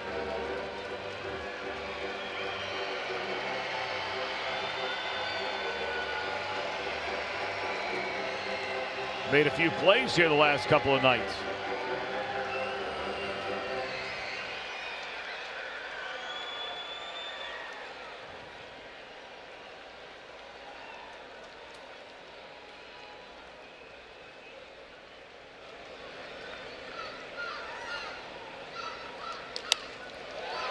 Fly ball center field. Allen is there, and the Reds are gone in the 5th. They get a hit, Strand 2, and trail Kluber 7-0.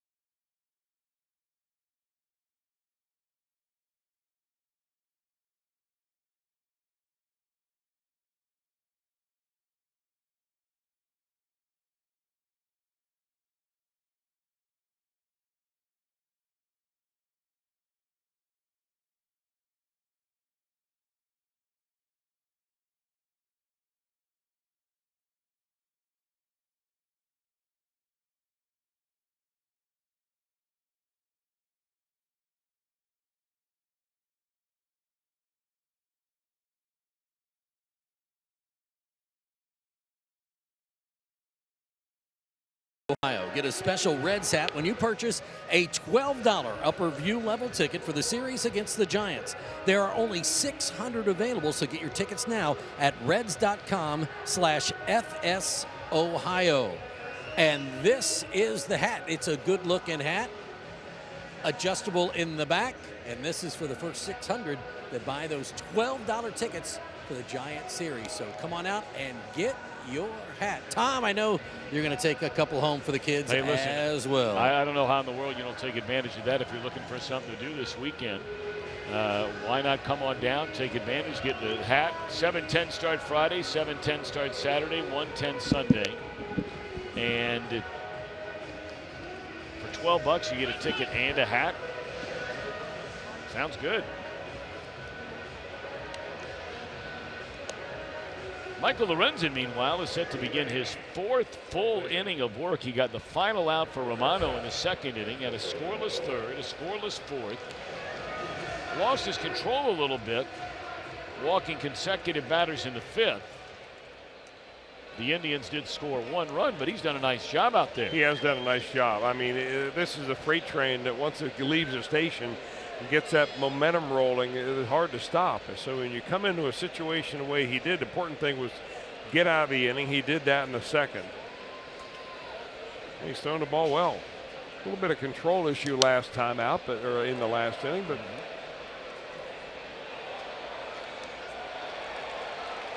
here's an example of, Lorenzen really hasn't been stretched out.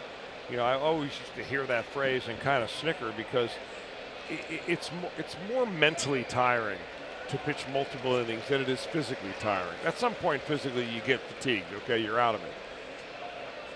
But when you see the same batter more than once, that's when you get tired because you have to be a little bit different pitcher each time you see him.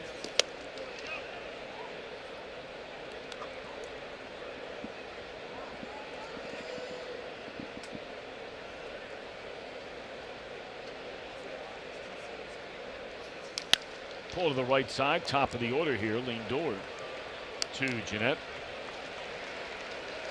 Lorenzen has retired the quartet of Lindor, Brantley, Ramirez, and Yonder Alonso since coming into this game. A combined 0 for 5. So that's doing a job.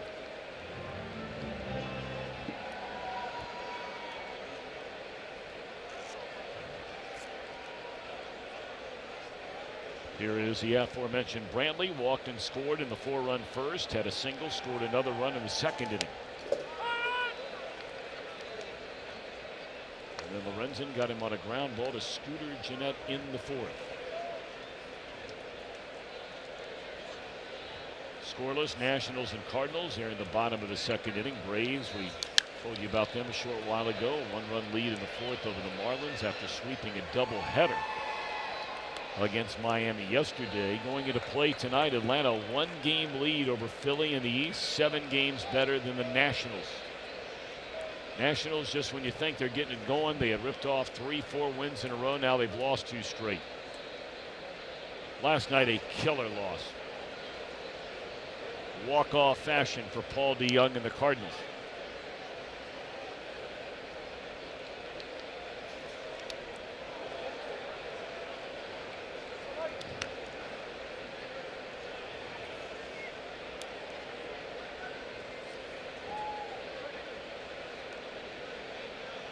.55 pitches for Lorenzen. Chris mentioned, you just look at this guy, he doesn't give you any idea that he hadn't reached this mark in quite a while.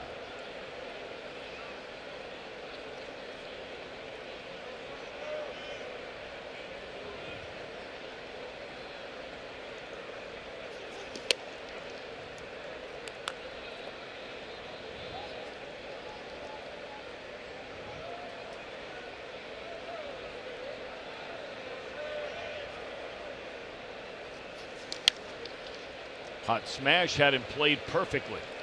Suarez throws out Brantley.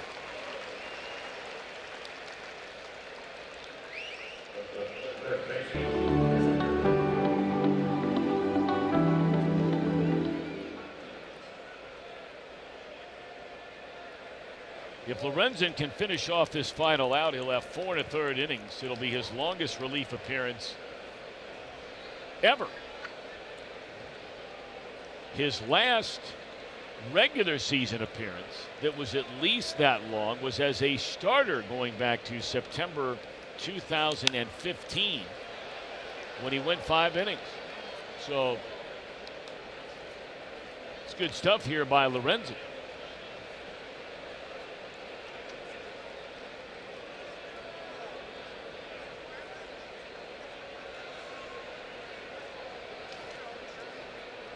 Jose Ramirez, a count of 0-1. 2 for 3 in the game. Easily could have 3 hits. Hit a sharp ground ball back through the middle his last time up, and Scooter Gennett went down on one knee, sliding, popped up and threw him out.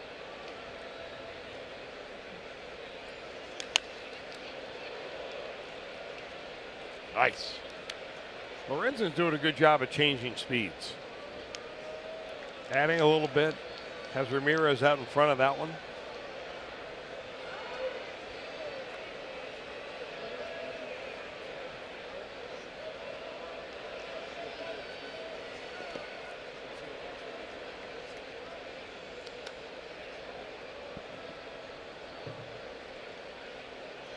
And I owe my main man an apology down there in the right field line. They had ball girls here last night. Saw the ball girl down the left field line. That's that regular dude they've got down there in the right field corner. Him and his brother are normally working these games. That's his new nickname, that dude. His brother wears the shades, most of the time, on the other side. Got the first baseman's mitt. Plays high school ball here in town. I met that dude one day.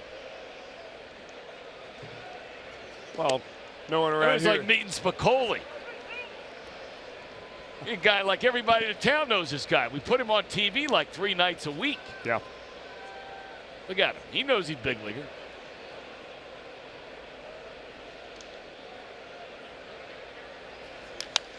Oh boy. Ramirez is homered for a second straight night. 36 on the year. And Lorenzen unhappy.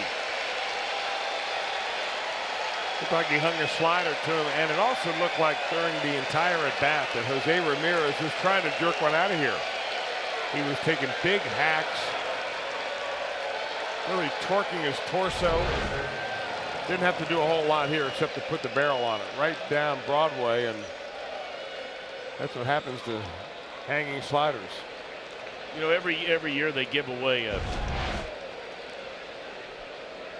most outstanding player award for this Ohio Cup series, and I don't know how in the world right now whether the Indians and the Reds split 3-3, but Ramirez this year is 10 for 22 with 5 home runs and 11 runs batted in. You vote on that? I don't know if I do or not. They don't even have to ask me. You just did. It's a slam dunk. Even I can figure that out.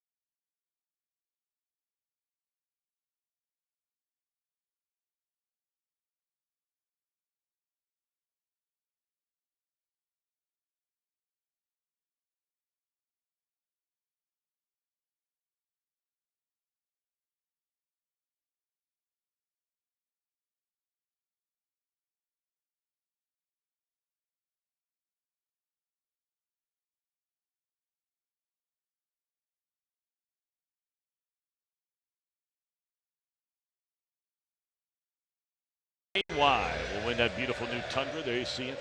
Boy, it's a good-looking truck. Thanks to your Cincinnati and Northern Kentucky Toyota dealer.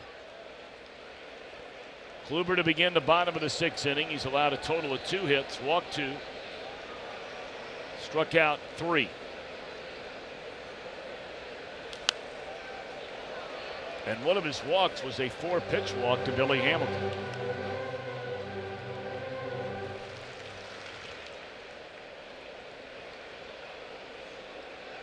Kluber has thrown a pair of complete games here tonight, or this season.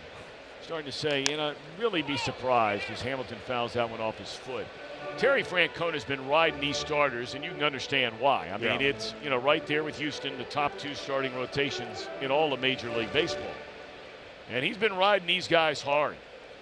And with the lead they have now in their division, the lead they have in the game already tonight in front 8-0, I wouldn't be surprised at all if Kluber goes 6 or 7 and get him out. Bobby Cox used to do it all the time. Oh, sure. When he had Maddox and Glavine and Smoltz and that bunch in games just like this.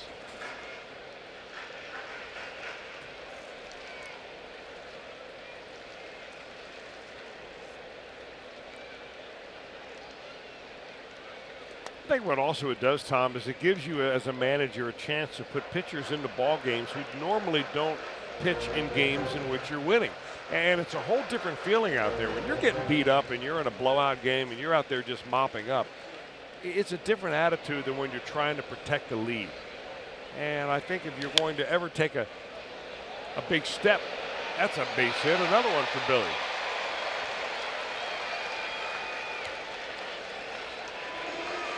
You were starting to say if you're going to take a step. You make a big step from pitching in a losing game to a winning game. It's just a different attitude. And I think that if I was managing, I'd want all my guys to know what it's like pitching in a game in which you're winning, because you never know. You may have to bring these guys in the 15th inning. And you want them to get the feel of and the taste of victory and winning, other than just giving somebody a high five. Good point.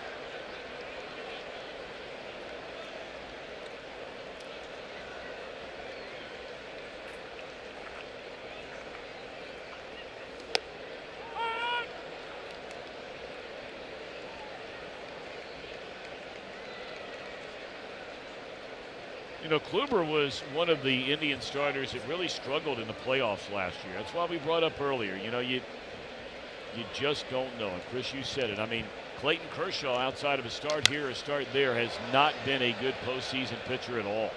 As great as he has been, and he's a lead pipe cinch to go to the Hall of Fame in Kershaw. But in the playoffs, really different story. Kluber last year in that Division Series 5-game loss to the Yankees, a series which they led 2 games to none before dropping 3 in a row. He only pitched a total of 6 1/3 innings and gave up 9 runs.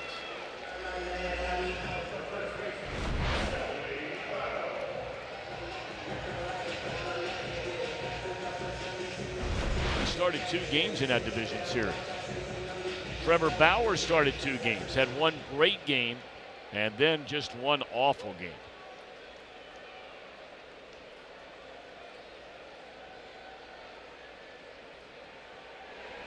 Here's Votto, 0 for 2 in the game. Struck out and bounced out to first base, breaking ball near a strike. It's kind of interesting, Tom. Joey Votto steps into box. He's 0 for 2 on the night, but you always wonder what great hitters do against great pitchers. The career OPS, for instance, of hitters that have done well against pitchers that have won a Cy Young Award. And it's a great matchup right here. Votto, an MVP, Kluber, a 2-time Cy Young Award. And the names that are on this list are really very interesting, and they shouldn't surprise anybody. The OPS versus Cy Young Award winners, Ted Williams, Chipper Jones, Joey Votto, Mike Trout. I mean, Hall of Famers or should be Hall of Famers. And as far as batting average goes, only Ted Williams has a higher batting average against those Cy Young Award winners than does Joey Votto. Great stuff. You know, they used to do that every year in the sporting news, that old publication, you know, that used to be out regularly. That was a big deal when you and I were a little bit younger. But they used to do that over the course of a year, where they would give you the highest batting averages against the best pitchers. It's great stuff, those numbers right there. That's a Joel look-up. A lot of there on strikes. Kluber's got everybody's number tonight. Yes, he does. It's only his 4th strikeout. And now 5. Okay.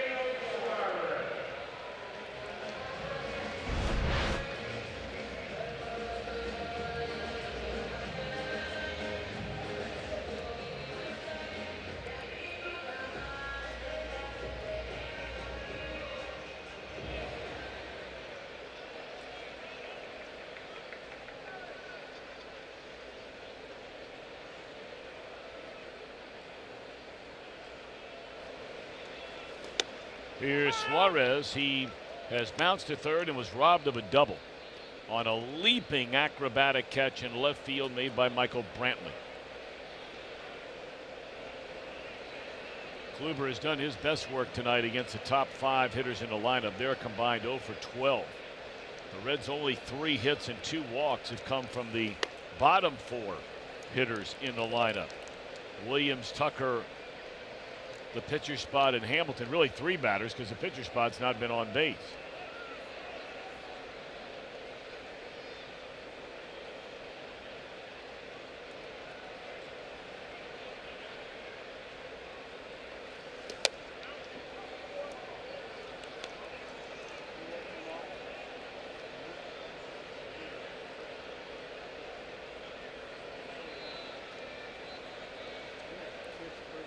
Billy was thrown out stealing back in the 3rd inning. 2-1 on Suarez. Breaking ball and a beauty in there, a strike. So this is the 3rd time through the order for Corey Kluber tonight. And what he has done, the 3rd time through the order, the on-base percentage sits at .210. Major league average for that is .322.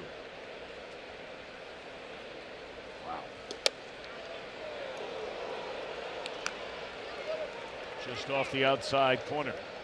And as you would think, that particular stat is the best among starting pitchers out there in the big leagues. Not surprised by that.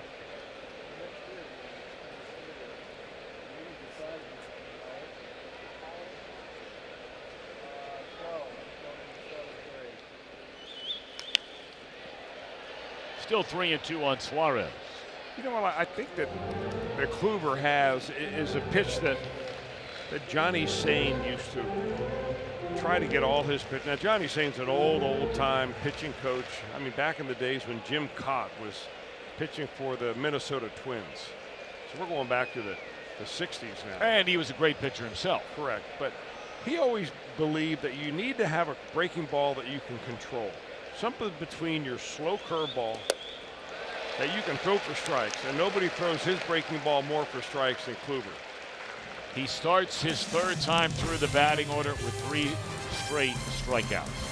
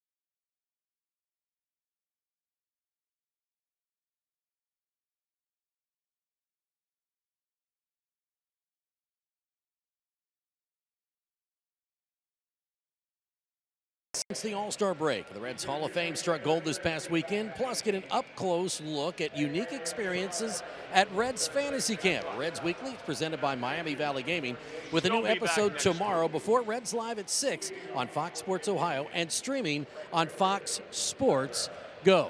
All right, Tommy Quist, I got a question for you. What would you pay for a baseball that was signed by Babe Ruth, Honus Wagner, Ty Cobb, Cy Young, Tris Speaker, George Sisler, Walter Johnson, Connie Mack, Nap LaJoy, Eddie Collins, and Grover Cleveland Alexander? Well, it sold on Sunday, the most expensive baseball ever sold, $632,369. You gotta be kidding. 11 original members of the Hall of Fame. I mean, wow. Was there any history, and I don't mean to throw you on the spot here, Pick, because obviously the story is for how much it sold as Jared Hughes takes over on the mound, but have they ever documented who the person was that was able to get all those signatures on that same ball? I mean, that's astounding. They said, Tom, that this actually ball is from the 4th year of the Hall of Fame's existence, and all of those guys were there and signed the ball. They do not know. I do not know who signed or who got the ball to get it signed. Though. No kidding. Strike 3 to Melky Cabrera by Jared Hughes. You saw the changes. Interesting to see Eugenio Suarez playing a little shortstop tonight, Chris. Very interesting. He hadn't done that in many years, and they've got Dilson Herrera playing third base. Great, great, great numbers for this guy. Look at those numbers. Well, I mean, even when you make contact off Jared, you're just not getting many base hits. We talk about sometimes of batting average on ball in play. Babbitt, over the last month, off of Jared Hughes, if you put the ball in play, you're batting 185. That's after you put the ball in play. Because a lot of times you're doing that, weak ground ball. Major league average is right around 300. Did you just say a bad word on the air? I did. Babbitt.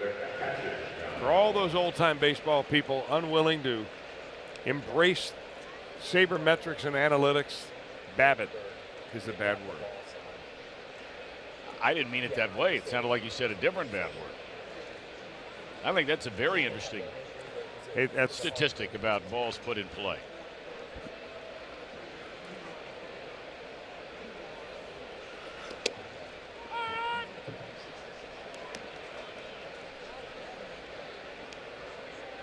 Suarez has played 1 inning at shortstop since they basically moved him off that position a couple of years ago. Of course, there's been a lot of talk, a lot of people speculating, wondering about the highly touted #1 prospect, whose season is over, by the way, and Nick Senzel. Would Senzel, who played shortstop in college, played third base all of last year in the minor leagues. They were playing it at some second base this year. Before he got hurt, he was back at third. Would the Reds move Suarez to open up third for Senzel, looking ahead to, if not this year before Senzel got hurt, then looking ahead to next year? Well, something happened along the way, and that was the arrival of Jose Peraza.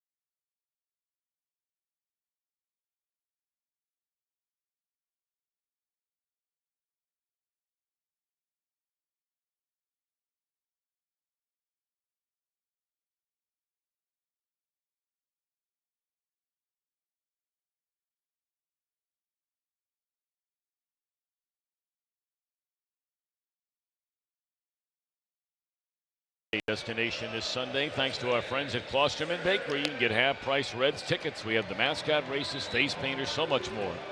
Kids 14 and younger receive a Jesse Winker Fathead thanks to Tempstar. For tickets, visit Reds.com. Reds bat last of the 7th inning. Corey Kluber still out there. He allowed a single to Billy Hamilton to begin the 6th and then struck out Peraza, Votto, Suarez. Jeanette, Barnhart, Williams, a scheduled trio with Cleveland firmly in command, an 8-0 lead. Kluber's allowed 3 hits in the game.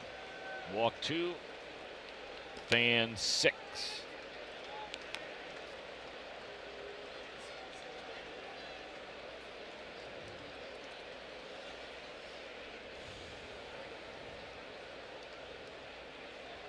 When Kluber picked up his 2nd complete game of the year, that was a couple of starts ago, he threw fewer than 100 pitches.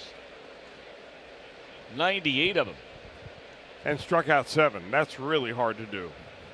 The fewest in a complete game in the big leagues, and those are so rare now, going back to 2015. I think he had 2 last year. He had 5 the year before that. He's got 1 this year. And he's tied with probably 10 other pitchers.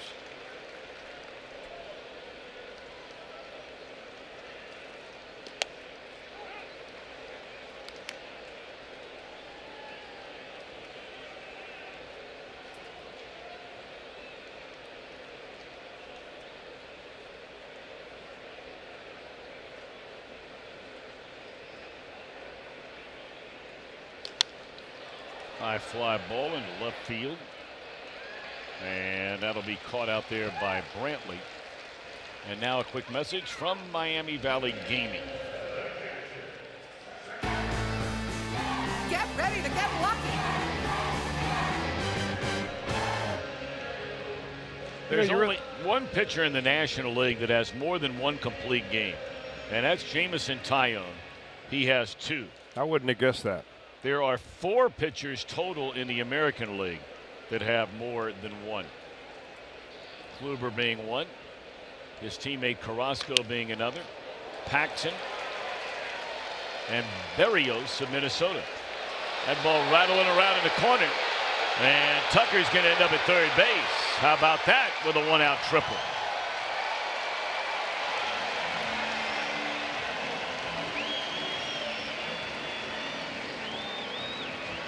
Well, hits have been few and far between. Hard hit balls hit have been even fewer and rarer. This ball goes down to the corner and just completely turns around Cabrera as it ricochets off that bottom little metal brace. Well, that's not Cabrera down there anymore. Geyer just took down over there, for him. yeah. Saw that last night.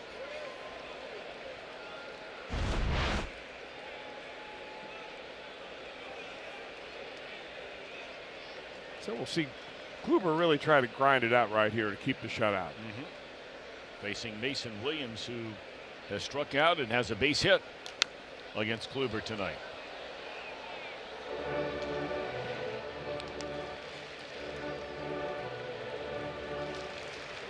Yeah, I was about to say earlier, Tom, that, you know, you wonder about the self-expectations for a pitcher like Corey Kluber when he takes the mound every night, because he's had the share of the American League lead in shutouts in each season going back to 2016. So, I mean, he has put together gems in 2016, last year, and already again this year. Last pitcher to do that, to lead the league in shutouts 3 years in a row, was Roger Clemens, going back to 1990 to 92.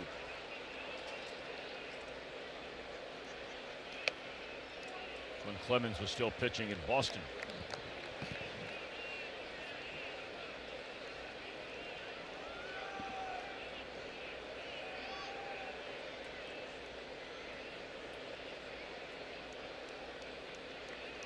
Reds trying to get on the board. 2-1 on Mason Williams. In there, a strike.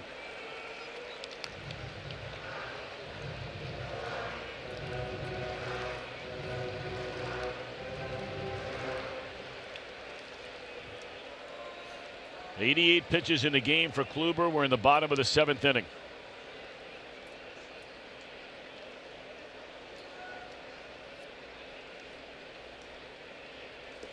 Got him swinging on that sharp breaking ball down and in. 7 strikeouts for Kluber.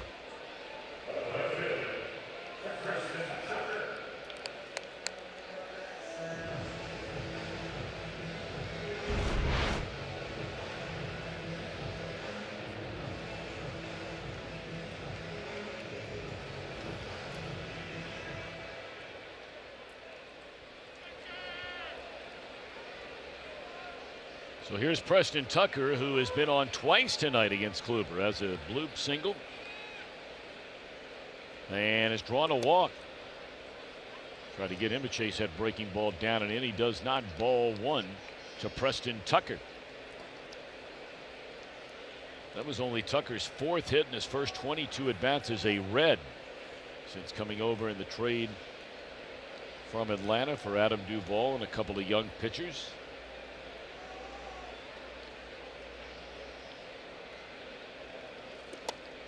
2-0.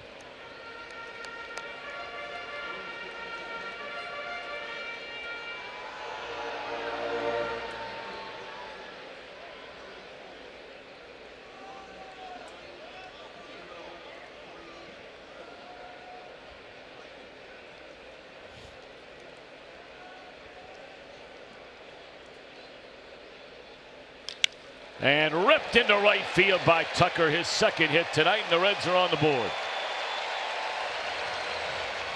Been a good night for Preston Tucker. He's had 2 sharply hit balls. He had his first at bat in the 3rd inning, went right back up the middle of the base hit. Here he hits it right over the second baseman's head. Gets a fastball right on the barrel.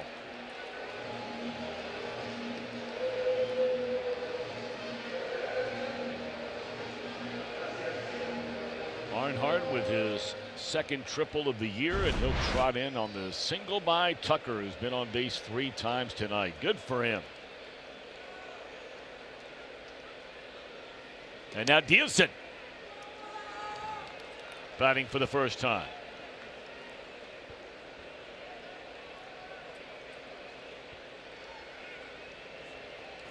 I mean, next is 0 playing time for Herrera.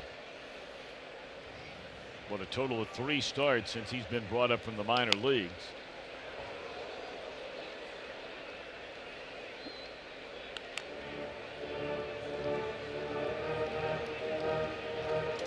One of those starts came against Cleveland during interleague play.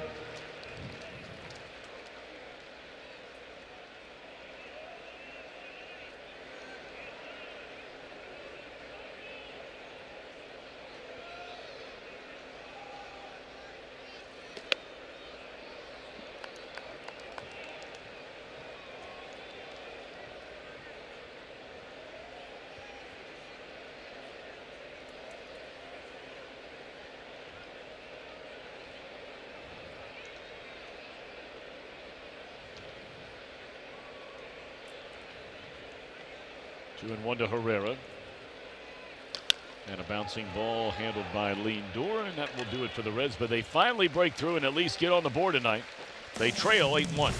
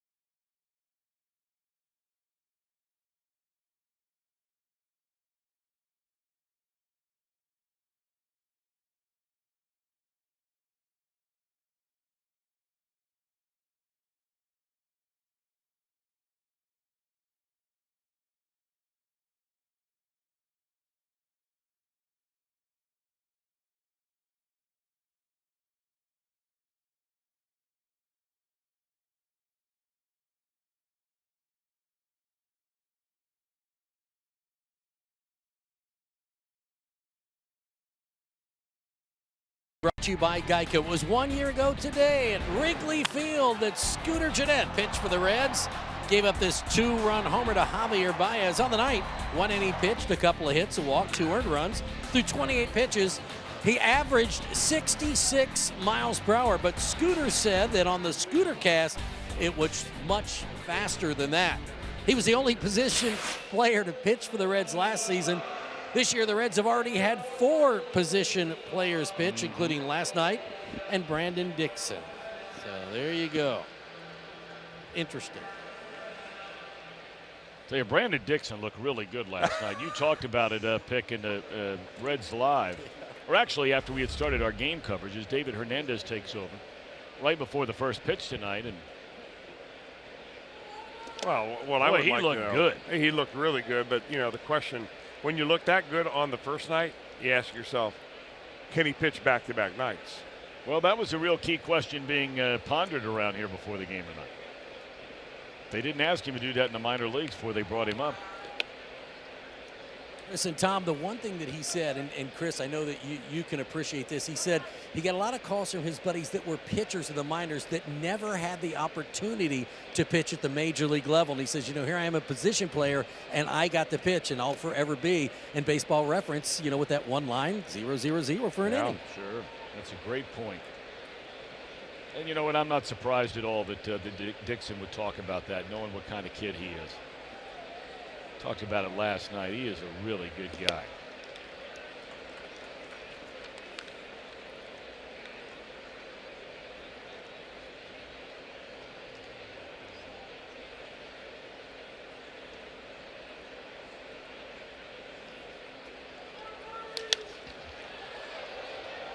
There's a fly ball to left by Allen, and that'll be handled out there by Tucker.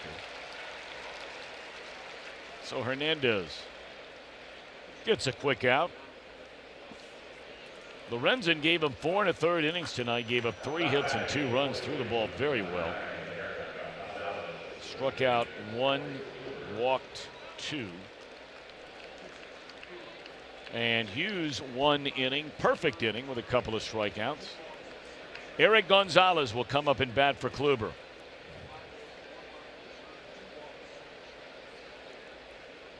Ho hum, just another night at the office for Kluber. I mean, and really, that's the kind of line he's putting up every night. Yeah. Every time he gets a ball. 7 innings, 5 hits, 1 run, 7 punch outs, couple of walks.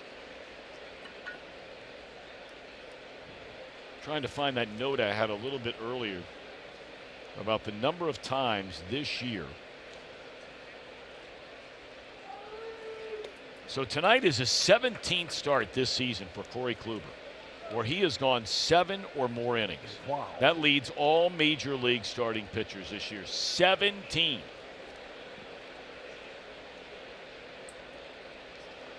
I don't even think the Reds have half that many as a team.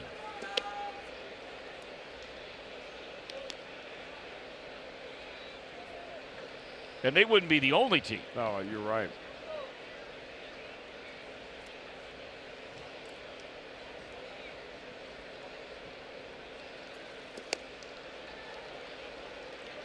You don't realize how special these guys are like Kluber until you don't have them anymore. I mean, look, I frequently talk about the 5 years that, you know, that Randy Johnson and Curt Schilling had together, and I had a chance to watch those guys pitching every 5 days. And, you know, that's still the greatest 5-year stretch of any 2 pitchers on one team in the history of Major League Baseball. You know, Koufax might have had a couple of years better than Johnson, but Drysdale wouldn't be as good as Schilling. Those 5 years they had together was the most dominant 1-2 punch of any team ever. And then all of a sudden one day you look up and you don't have either one of those guys anymore. And, you know, for these Indians, they hit the lottery in terms of age, in terms of when these guys came into their own, in terms of making deals to get them all about the same time. This year is the first year that some of these guys are starting to make a little bit bigger money, but they haven't hit the lottery with their contracts yet. And they've still got another year to have these guys, quote unquote, under control. Well, they have Corey Kluber under control for quite a long time. Sure. They've got team options on him at a very reasonable rate considering his kind of performance through the year 2021. Yeah, they got Bauer. He's still a very young guy. Acquired him in a deal with Arizona. Carrasco's still a young guy. That ball is belted by Lindor. And Billy, of course. Did he have it? He had the ball. And he just let the fans have it. That kid took it out of his glove. Let's look at this. Billy's got it. And just goes up there and says, there you go. And then the big fella gave it to a Cleveland fan. Billy's like, you got to be kidding me. I gave it to a Reds fan, and that?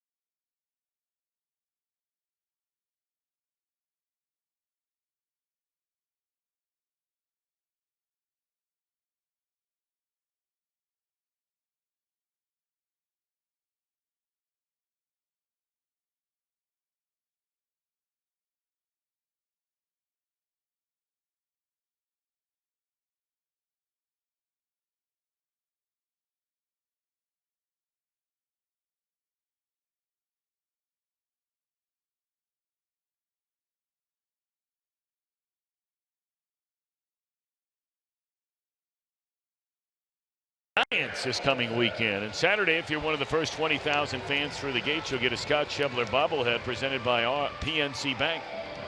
Reds and the Giants as low as $12. Visit Reds.com. Eric Gonzalez will remain in the game to play shortstop after batting for Kluber a moment ago, and they will bring in, we saw him last night, right-hander Neil Ramirez.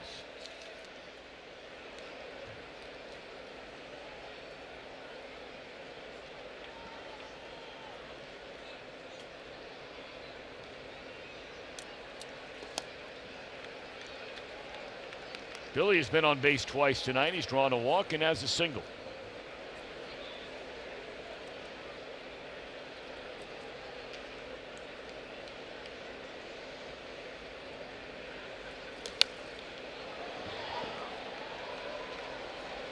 Hey, Tom, good news out of Portland, Oregon tonight.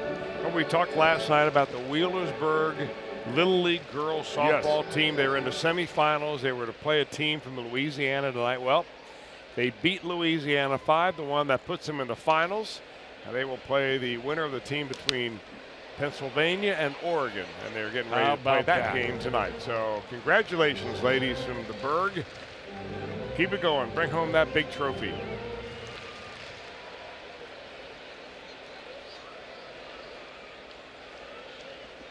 Well, you can't begin to put into words how exciting it must be for that entire area. Both sides of the river. Yeah. I mean, to have a group of young women, of all the softball that is played in the United States of America, and let's face it, you know, oftentimes the best softball is played in the warm weather climates, right? Yeah, they get to play year round and they get to play outside.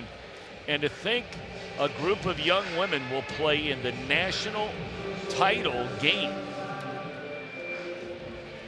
is just that area must be going crazy down there. Well, it's a baseball, softball crazy area anyway. And I mean, deep in the heart of Reds country. Good for them. Go get them. Just take it to them.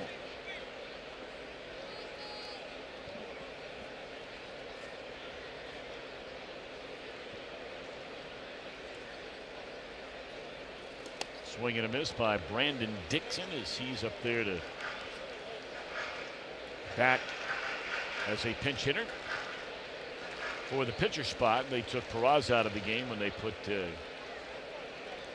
Dielson Herrera in at third and moved Suarez over to short. So he's batting for Hernandez, who works a 1-2-3/8 inning with a strikeout.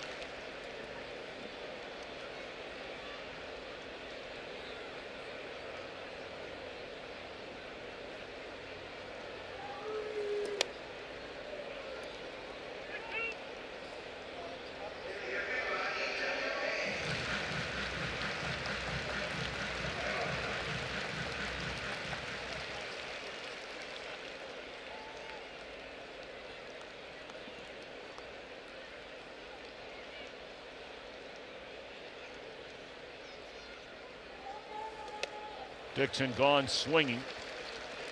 Back-to-back strikeouts for Ramirez here in the 8th. Follow each and every Reds game right here on Fox Sports Ohio. And then after the game, we invite you to stay right here with us on Fox Sports Ohio for Reds Live, brought to you by Performance Kings Honda. That'll be coming up from the Fox Sports Ohio condominium right after the game.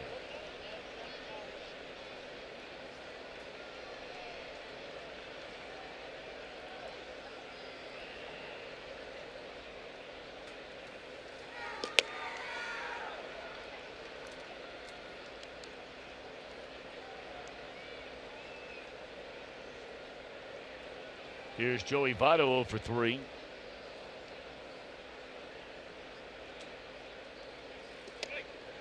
Well, good looking breaking ball there from Ramirez. That locked Votto up. Yeah, it really locked him up. It looked like it was a kind of a backup, maybe a changeup of some kind. Votto looked like he was bailing a little bit, must have come back and just didn't read it out of his hand.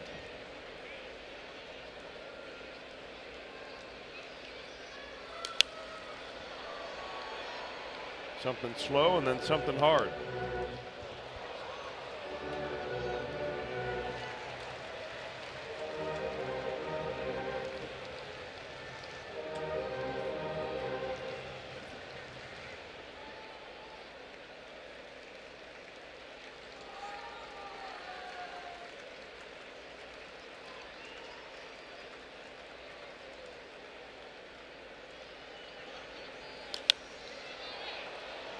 Popped up into left field. This will end the inning.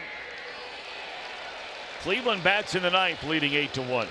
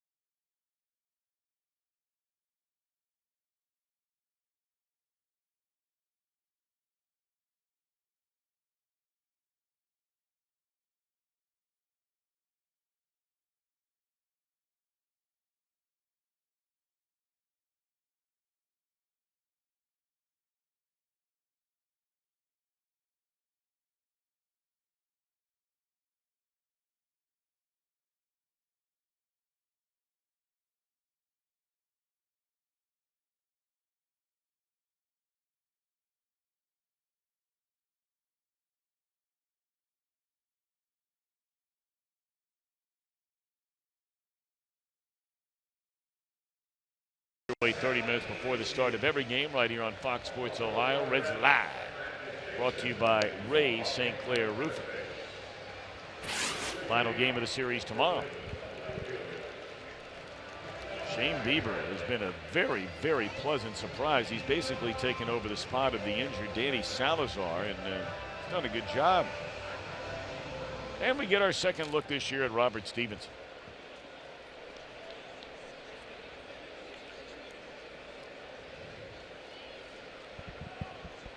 Dixon moves over to first base after pinch hitting a minute ago for the pitcher. Now getting a little work in tonight. The Reds closing. Raisel Iglesias.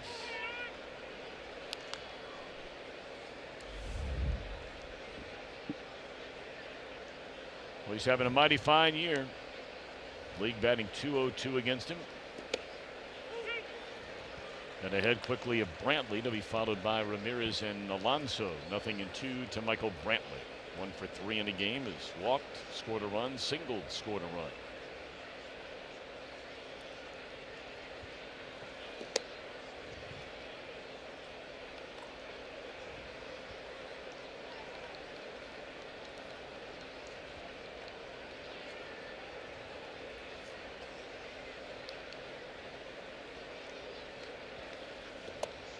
Oh, good morning, good afternoon, and good night.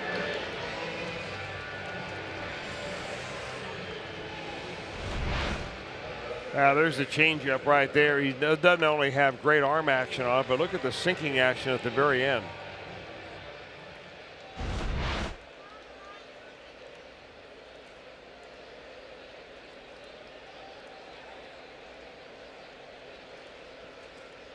Here's Ramirez.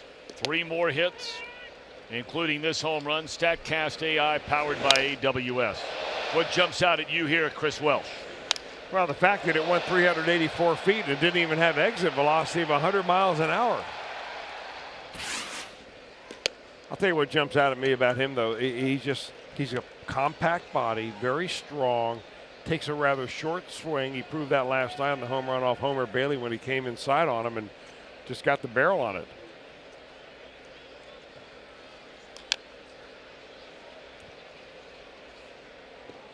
He did that a couple of times before he hit the home run.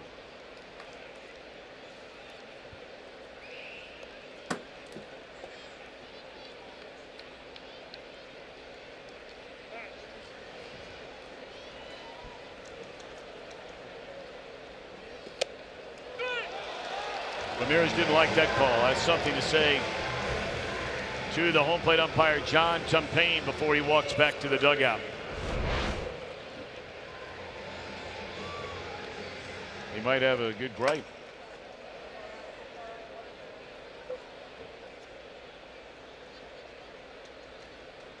Didn't say much. No, he just gave him a look. Now they are up 8-1. Yeah, but he's Don't make it about yourself. He's grinding.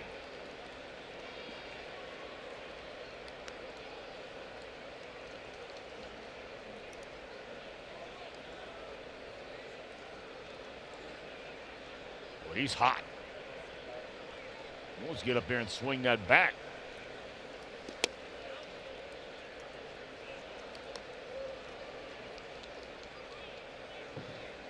He's still asking himself, how in the world did I strike out against Brandon Dixon?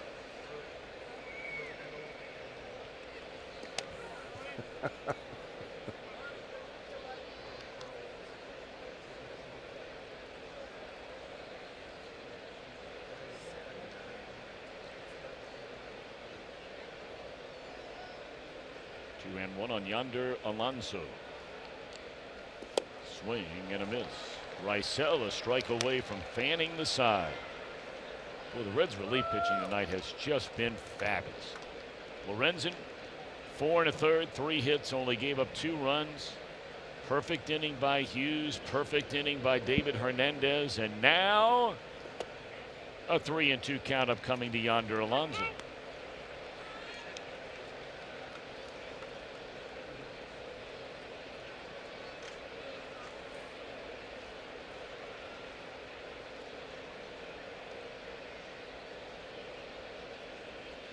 Raisel Fans aside in the 9th inning. That's pretty impressive right there. Against Brantley, Ramirez, and Alonso. Rysell doing it.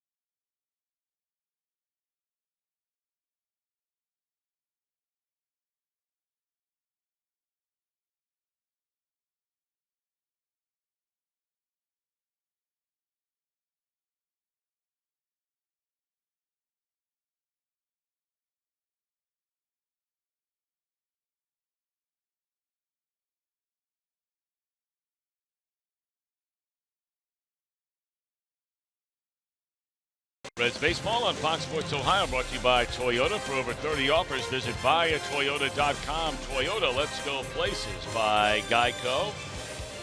15 minutes could save you 15% or more on car insurance. And by Ram, it's a no comparison event at your Ram dealer. Don't miss the great deals on Ram today. Well, don't forget, back on July the 10th, the Reds scored 7 runs in the 9th inning after being shut out for the first 8 innings of that game. Who can forget that? So, likely again? Probably not, but you never know. Tyler Olson takes over on the mound after Ramirez gave them a perfect 8th.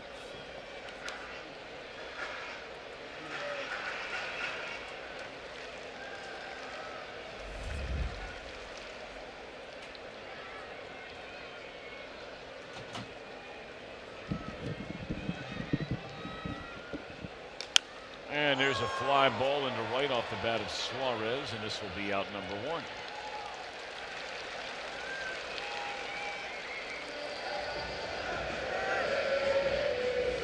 And don't forget, you're running out of time here. This special ticket offer just tonight from Fox Sports Ohio. You get a special Reds hat. Pick showed you that hat a little bit earlier. And you get a $12 upper view level ticket in the series against the Giants, which begins on Friday night. We started the night with just 600 available. They're going quickly. So go to reds.com/FS Ohio and get on board before we get off the air tonight. $12, get a hat and a great seat. See the Reds and the Giants over the weekend. Don't know yet who's going to be pitching for San Francisco. They've got a long trip in from out west. We know the Reds will be pitching Anthony DeSclafani, Matt Harvey, and Luis Castillo Friday, Saturday, Sunday. Pulled foul. Johnny Cueto, of course, is hurt. He's out for the year. But the Giants are hanging in there. Been very streaky clubs, the 3 teams in front of them, the Diamondbacks, the Dodgers, the Rockies. And so, you know, there have been various points in times when it looked like the Giants were going to get buried because they'd be going through a tough stretch, and they've had so many injuries, and all of a sudden they'll pick it up again. It, you know, coincides with the Dodgers struggling, and the next thing you know, they're 4 or 5 games out of first again.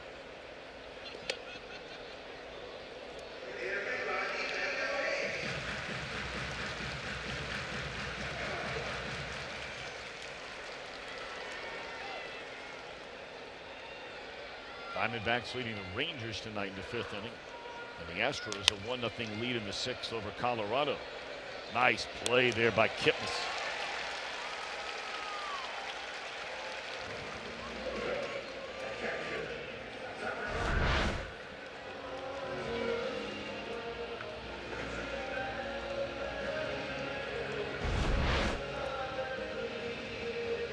Well, between Kluber and the rest of the Indians pitching and the way their defense has been, boy, there hasn't been much of anything going on for the Reds here tonight.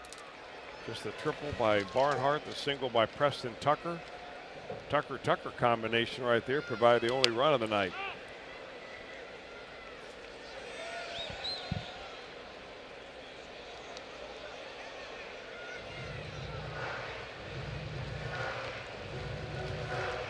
And I'll bet you both those guys wouldn't mind listening to a little Marshall Tucker. Very good. Big league band. Weaving it in there. That's a big league band. Line drive, and that will do it. So the Indians are laying it on the Redlegs here the first 2 games of this series. They've outscored them 18-4. 8-1 our final here tonight. The winner is Kluber. He is now 15-6. Romano goes to 7-10 with a loss. Reds Live, the postgame is coming up next on Fox Sports Ohio. Cleveland a winner, 8-1.